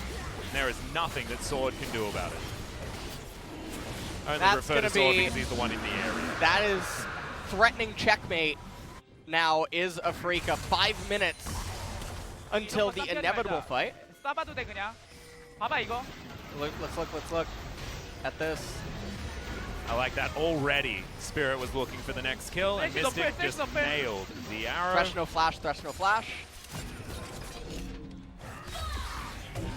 No audio on this one. And Irove looking like Anakin. Yeah. Right at the very end there. Spoilers. Sometimes you just have the better position. And, yeah. Afreeca just looking like a team full of Ewan McGregors right now. Oh my god, is that a Void Staff second? Fly is looking fly. I'll tell you that much. He is often looking fly, just actually. I am. And now even in his item build. Actually impressed. And also, is that a non-Oblivion orb? Is that a haunting, Is that a haunting? Did they one-up even what we were talking about? I think Afreeca has a math tutor or something. I don't know what's going on here, but, you know. Yep, I think this is about the closest that LS has ever got to being excited about an entire team's item builds so far in my life. I'm very excited about this one as Kiin thinking about a potential engage onto Viper, but he had a lantern to go towards. I like it. I like what I'm seeing. Yeah, some good stuff. Some good stuff. 3.5 minutes until checkmate. So all that you have to do right now, if you're Afreeca, gets turned on. Tarzan burning down, but there's Spirit to try and finish this one off. He does have his stopwatch. Irove going to be the sacrificial lamb as Moonlight's Vigil does come down. Mystic slowed and put in the Death Realm. Sword flashing on top of him. The fight continuing outside of it. Oh my god, the slicing Maelstrom, but it's a double kill for the Mord. He is taken down in the end, and now Kiin, without an ultimate, has to fight off Viper and Ucal. I don't think they can do it. Viper is at full health and has a lot of damage. So that was a very bloody team fight. It ended up actually going in favor of Afreeca, as bloody as it started. Yeah, wasn't looking like it. And it looked like if Viper and Ucal were able to continue, it could have been more kills for the Aphelios, but unfortunately, they weren't able to stop the disengage. Does Viper not know about the crit cloak change? I'm just gonna pause on that one for a second as the equalizer coming out. Garvin comes from behind with the Cataclysm. Irove trying to lock him up. Victor in the middle of an Ornn ultimate allows Tarzan to actually get back in there with some of the damage, but Fly lights him up with the Death Ray. Mordekaiser turns his attention to him, but not before the Chaos Storm meets the Slicing Maelstrom, and that is what we call the Twisting Nether, as the Venn diagram right at the end. Yep. Just sitting there looking pretty. So the first ornament does come in. It's the Infinity Edge. Yeah. Mystic does have QSS now, so that play is now impossible for Griffon to pull off. Mystic will always be able to stand at the back of his team and actually get that consistent damage off. This Rumble is actually really strong, by the way. His base damage is at level 10. As soon as Leandres comes in, yeah, you ain't going to be able to ignore this guy. Yeah, he is about to complete Leandres, and that'll bring him to basically 1.5 core items, which realistically, it's putting him on par with Victor when you think about how much damage this Rumble does in the champion. Oh, arrow lands onto Viper. He has to cleanse instantly to get out of it, but it's still going to do enough damage and create enough space to lock down that outer turret. I have missed watching Mystic play Ashe, by the way. It just makes me happy all over. What about when Mystic plays Ezreal and he uses Mystic shots? It's not as fun because he is the Ashe guy. Okay. And we lost Prey, and so now we've got Mystic back. We had to bring Mystic back because Prey was our Ashe guy, and we needed another Ashe guy. Anymore. I'm kidding. Oh, thanks, man. Right. It would have made our job really difficult. Yeah. You can start the cease talking after this match, and then we'll be fine. You got a couple of days off. Luden's Echo was picked up by Victor. I just wanted to let you know that. Oh, thanks, and also, I still didn't get the answer from anyone on Twitter or Reddit that I don't know if Echo is actually just Luden. Oh, yeah, we haven't actually got that one sorted out yet. I'm not going to give you much there because the whole conversation kind of breaks my brain. So that's fine. Not going to bite on that one. Jelly desperately wanting to go back, assuming he has that 950 gold to complete his Leandres Torment. They probably, in an ideal world, would actually want to wait for him to recall into it before taking this game-deciding fight. Wow. But Kiin, yeah, he took a gigantic amount of damage from one auto from the Calibrum. He's healing up. He has that Gunblade. Looks like Stormrazor wasn't nerfed enough, as Viper had just finished that one. Mordekaiser actually looking for a flank. This could be very dangerous. But he's going to have to use that ultimate onto Fly. Fly is his next target. Oh, he is trapped in that fog of war right there. He can't go forward. Oh, no. Oh, no. He can't move anywhere. Oh, the Walks back. Does give away his position as Tarzan, also taking a big chunk. The death rate, pretty aptly named right now from this 3-item Victor. Perfect Hex Core, Void Staff, and Luden's. You ain't escaping that damage no matter how much you build up the MR. Sword forced out of this area. This is Infernal Soul. Afreeca just need to get this to basically win the game. That's Viper. He's on the equalizer though. Ucal right in the front line, taking all of the damage. Jelly has to flash to get out of the way, and now Viper can't get into the fight. The beautiful Ashe Arrow comes in as Spirit takes down Tarzan, but Sword is still alive. The flash hook lands onto Mystic. Can't quite get the QSS in time, and it is going to be Griffon that steal away the team fight. Now, are they going to actually get the Infernal? Mystic. There's no Lee Sin. Sorry, Spirit. No. There's no Lee Sin. Spirit, he has it. Oh my goodness, the double smites came in. Ucal was able to utilize that one. That was so close. And yet so far. So another 5 minutes until Afreeca have another chance, but Griffon showing signs of life here at this stage of the game. The thing is that now the game, like game number 1, it starts tipping again. This was such a beautiful engage where they get Tarzan, finds his way onto Fly, which Hits him right should into never a be goat able to as well, happen. yeah. Knocks him right into the... everything just lines up perfectly for them. Ucal, and again, just like kind of in game number 1, there's some disjointed team fighting going on. Now, Griffon may be fighting off a little bit more than they can chew. They are lined up for a pretty good equalizer. And a slicing Maelstrom. The equalizer does come in. Hello? Kiin has flash. He can flash whenever he wants. As the Rumble steals the ult, steals the Baron with an equalizer. That is ridiculous. Finally, Kiin flashes in. The exhaust is there, but Griffon have well and truly botched this one. Good night, Ucal. He's going to have another extended look at it before he dies in the gravity field. And that was a very brief respite for a Griffon squad that then threw it away.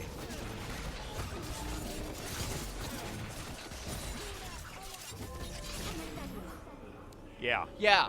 Yeah. Yeah. Yep.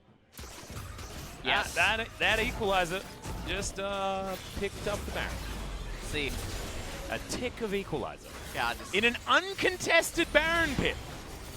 I wish that he had Leandri's already, so I could falsely, well, not falsely maybe, but Yeah, you know, you just bolster yeah, our love for yeah, Leandri's. exactly. Yeah. You are the Leandri's salesperson. You're not haunting guys. I really am. Stocks have been up lately.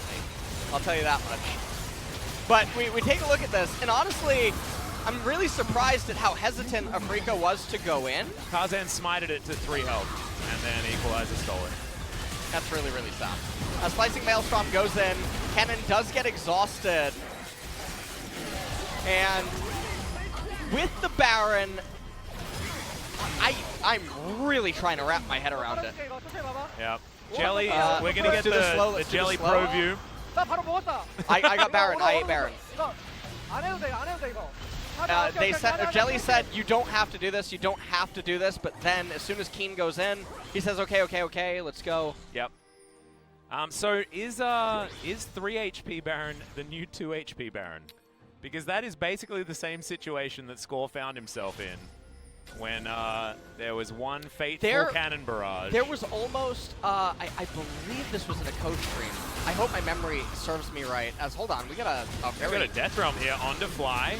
Does get himself the shield as Sword eventually takes that one down. The Ram comes in. Sword actually carrying this fight from the backline, but Mystic now able to take him down. Eventually falls at the hands of Ucal as Spirit's going to go down as well. Tarzan chasing after Jelly, and they should be able to secure this one as Kiin says, nope, he's out of there. So that was a whole lot of Baron buffs that just got eradicated. So a bit of a gentleman's handshake to say, well, sorry about that, Baron.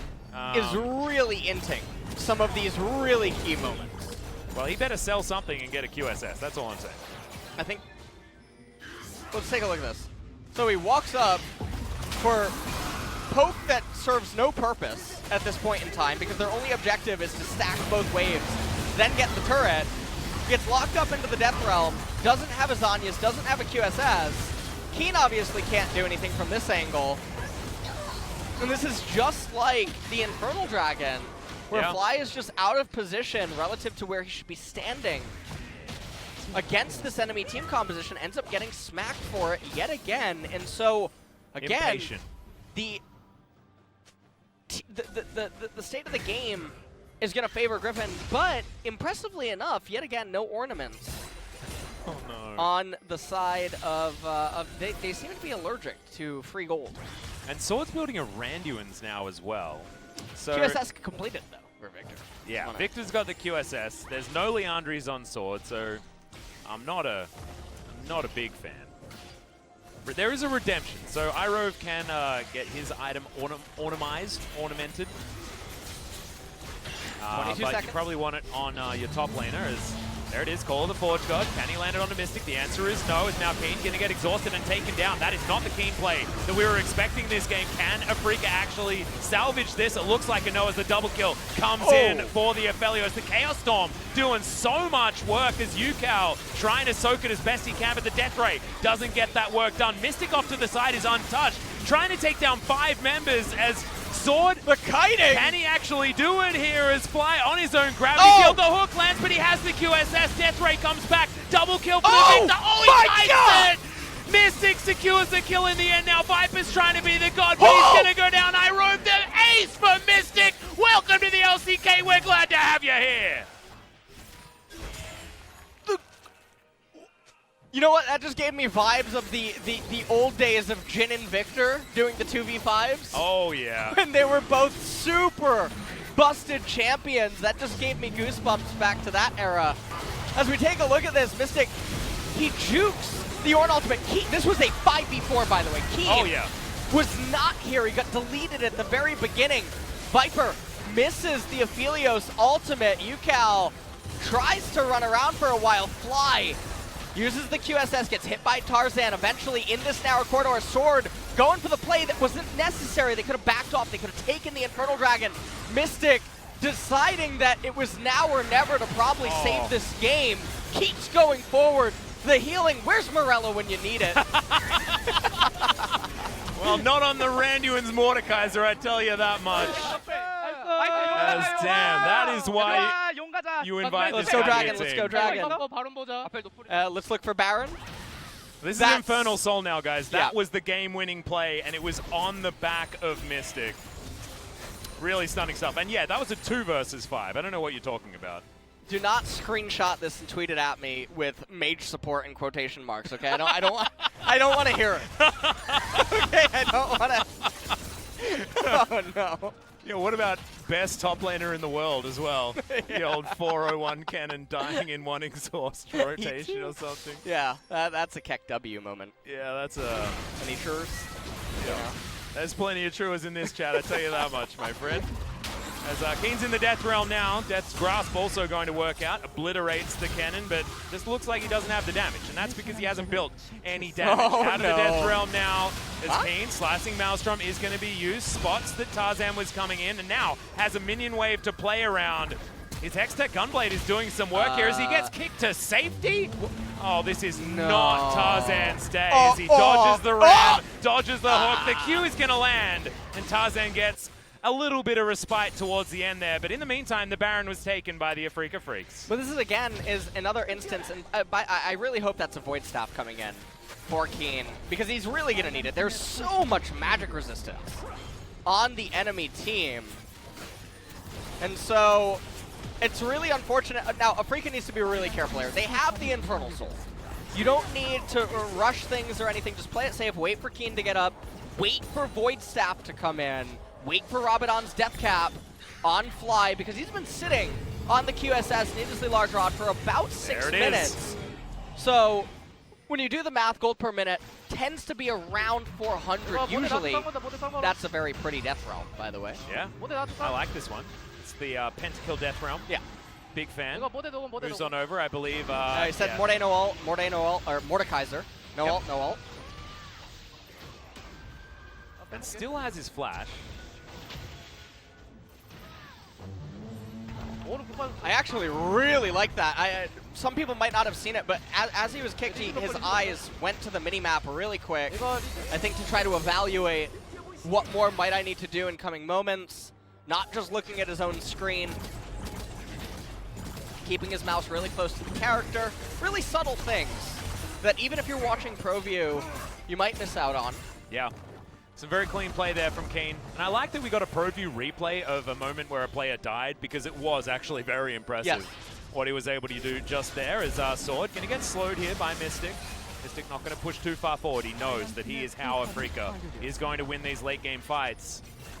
He's a whole bunch of the utility, a whole bunch of the CC, and a whole bunch of the damage, as we saw demonstrated in that last fight.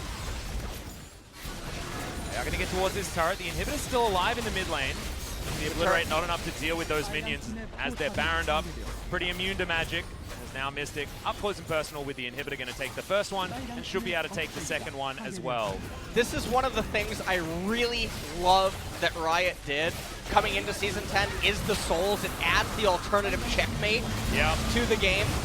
Well, Kiin has been brought out of the fight. He's in the Death Realm, now has the Slicing Maelstrom as the Victor takes down Tarzan. Spirit dealing with more as we've got a triple kill already. Could this be the Penta for Fly? Stolen out of nowhere. His AoE damage just ridiculous as Ucal is going to be his next target. Oh no, Viper. Nothing he can do there as Jelly is going to pick up another one. A quadra kill for Fly to finish off the 2-0 for Afreeca Freecs. Griffon made them work pretty damn hard for it, but eventually they will be tying up top spot in the LCK with Sandbox.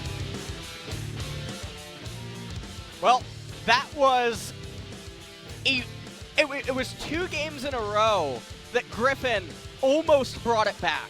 Yeah. Full circle. Yeah. Their team composition came online, and that is another highlight of this series that I really love, because this is a really good example of how you can keep losing everything, keep falling behind, and then eventually, one error. The team comp will speak for itself. It'll bring you right back into the game. It lets you operate on less gold.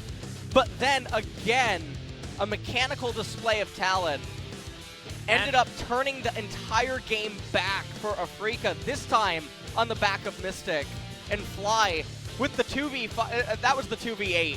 It was the 2v8. Really, it was beautiful. And this guy on your screen right here, Kiin, not exactly giving us too much in game number 2 as far as his, you know, top-tier caliber performance, but I actually love that it happened because it shows what Afreeca actually has this year. Yeah. They have Mystic, and they have Fly, who's actually in a whole bunch of form right now, not to mention us wanting to give Jelly the MVP for game number 1. This is an entire team that is doing a masterful job, and even Spirit, I mean, the unsung hero of this series thus far, his full tank Jarvan working out especially in the earlier game.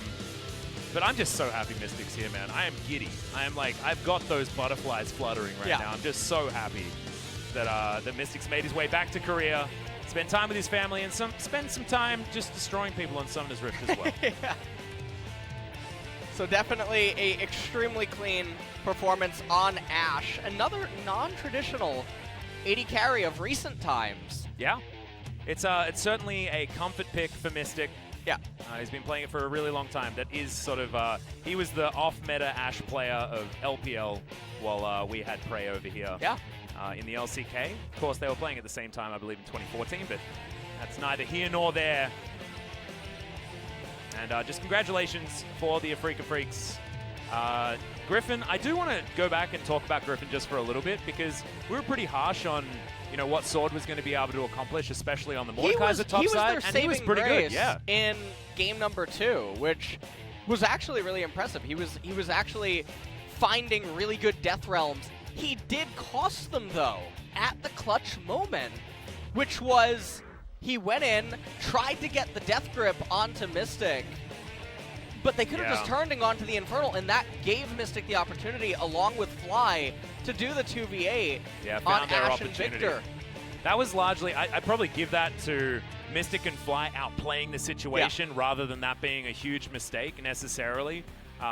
For Sword, so shout-outs to him. His Mordekaiser was actually pretty decent against what felt like a, you know, a tier 2 version of Kiin's cannon. She got the quadra kill there, right? That was a triple. It wasn't the quadra? Yeah, triple at that stage, and then Fly got the quadra towards no ode the to end. Jhin. Yeah, no ode to Jhin right We can't there. do that. Yeah. But taking a look at the replays, this is where the game fell apart. And the problem is that Afreeca, they can't just immediately start the Dragon either, because the team composition from Griffon is actually strong.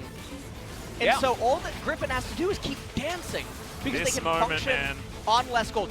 This was also, I mean, if we were in a different region, that would probably win on the MVP vote. But what's going on right now is that was also really catastrophic. But it didn't ruin the game, because just a moment later, the QSS-less Victor walked into melee range against Sword.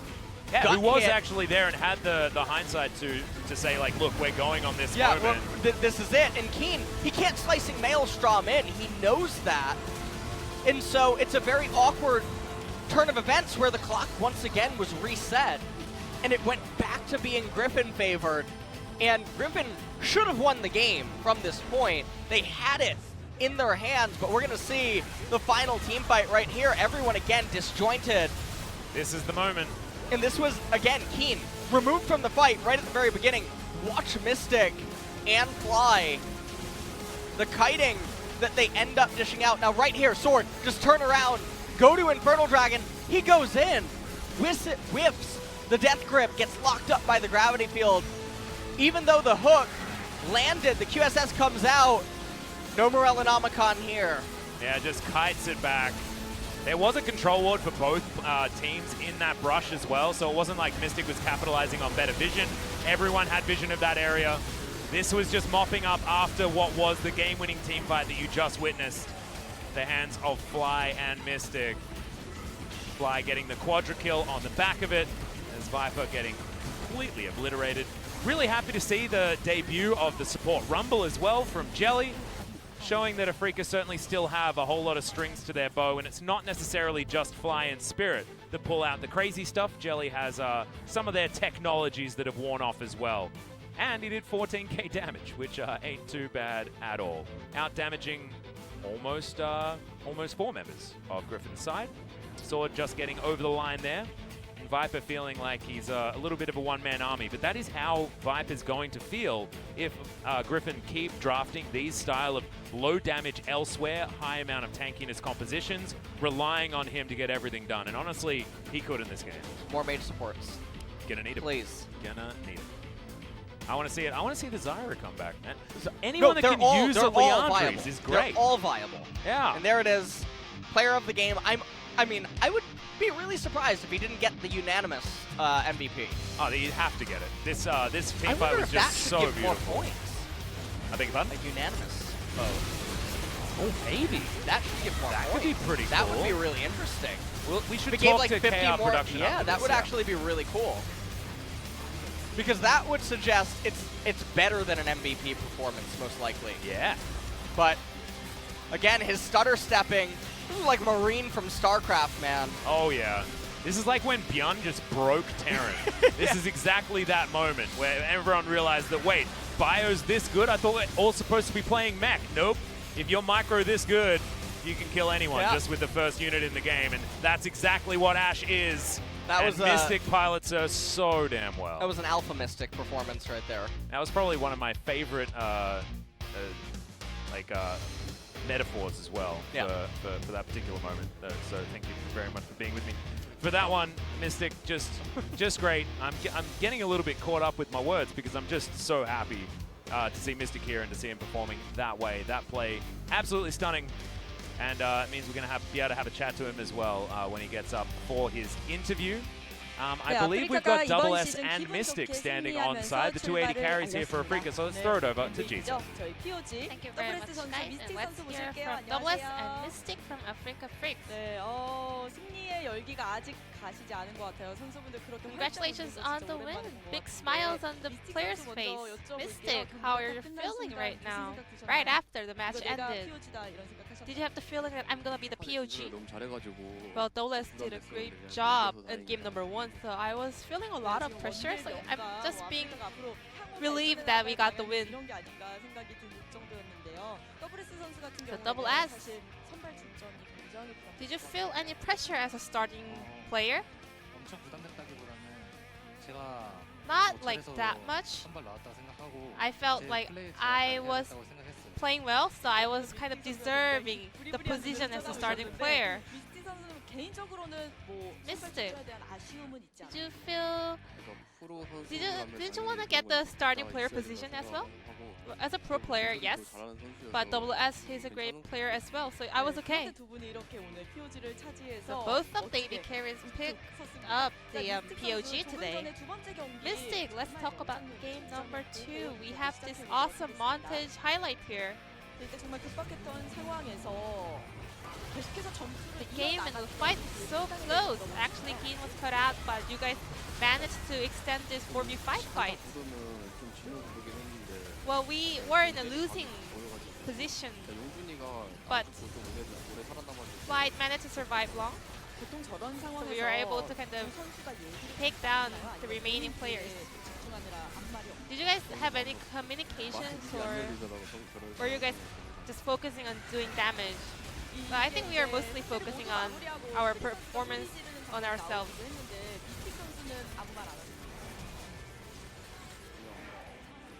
I just don't remember. I think we said like, let's cheer up, fighting. And Double S, you did a great work in game number 1, so Afreeca Freecs was able to pick up 2-0 score. And you had a great synergy with Jelly. I think we did as good as we did in the scrims. Did you feel any extra pressure on stage? Not like nervous, but I was like nervous in a good status. MVP가 뭐 그쪽으로 가지 않을까라는 생각도 하셨을 것 I think Jelly might be a bit greedy about MVP because he was doing a great job as well. Well, I mean, he also did a great work, but a lot of works were done by AD Carry as well. So after the Elder, actually, normally game kind of ends up there, but this time game was so extended. We thought that we have a very good composition in late game as well, so we weren't really afraid or worried. Our comp and I'm not sure about the other players, but I didn't think that we were gonna win in any way. That's the mindset I have for the games. Double S, you changed your summoner's ID. There was no big reason, but I just wanna go back to the starting line and have a fresh start. And I think it's quite effective. And Mystic, you dyed your hair blue. Is that symbolizing the Afreeca Freecs logo? 일단 제가 아프리카나 그런 거 생각하고 한 것도 아니고. Well, not really. 하려던 생각도 없었어요. 그냥 I wasn't really thinking of this hair color, but just my wife brought the hair dye and let's do this color this time. So I got this hair. So does your wife decide your hair color? Yeah, I think so. And any message for your son, 철수? This was your first match. So any message for your son?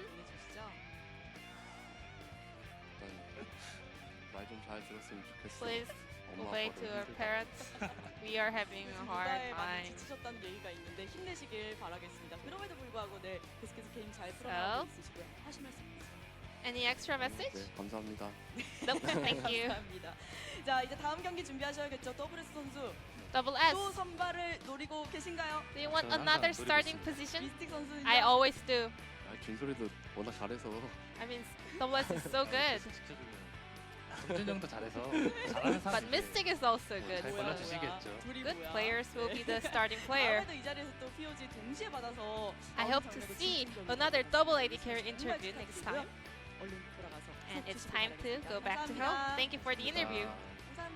This will be the end of the interview with Double S and Mystic from Afreeca. Back to our casters. Thank you. Thank you so much, Ji-sun, for the interview translation. I think that was the first time we've seen two people from the same role pick up an MVP back-to-back. Kind of cool. Generally, subs are happening when someone struggles, not when someone performs really well. Yeah. But, you know, these things have happened in the past. Marta getting an MVP and then getting subbed out was something that happened, I believe, last year. And, you know, continues to happen. Just give people more airtime. And I don't know whether Double S could have done what Mystic did on Ashe in that one turnaround team fight, so I'm glad that Mystic was in the end. And these are the standings as it stands after our first couple of days here at LCK Spring 2020. Afreeca and Sandbox, both with their 2-0s today, are going to be in first and second, with T1 and Gen G following very closely afterwards, only getting 1 point for it though with the 2-1 victory. Tomorrow, though, Hanwha Life are going to make their LCK debut for 2020, followed by Dragon X, who are doing the same against T1 and KT, respectively. T1 versus Hanwha Life is going to be a real tough one for Hanwha to battle through as their first, but DRX versus KT is mainly going to be about learning and what this DRX roster is actually going to provide for us, because there's still a lot that's up in the air with the rookies that are on this DRX squad. However, there's no one that's denying the excitement possible for a squad with this caliber of just raw mechanical talent. So guys, still so much more LCK to come for the coming week. Day 3 will be tomorrow. We'll see you then.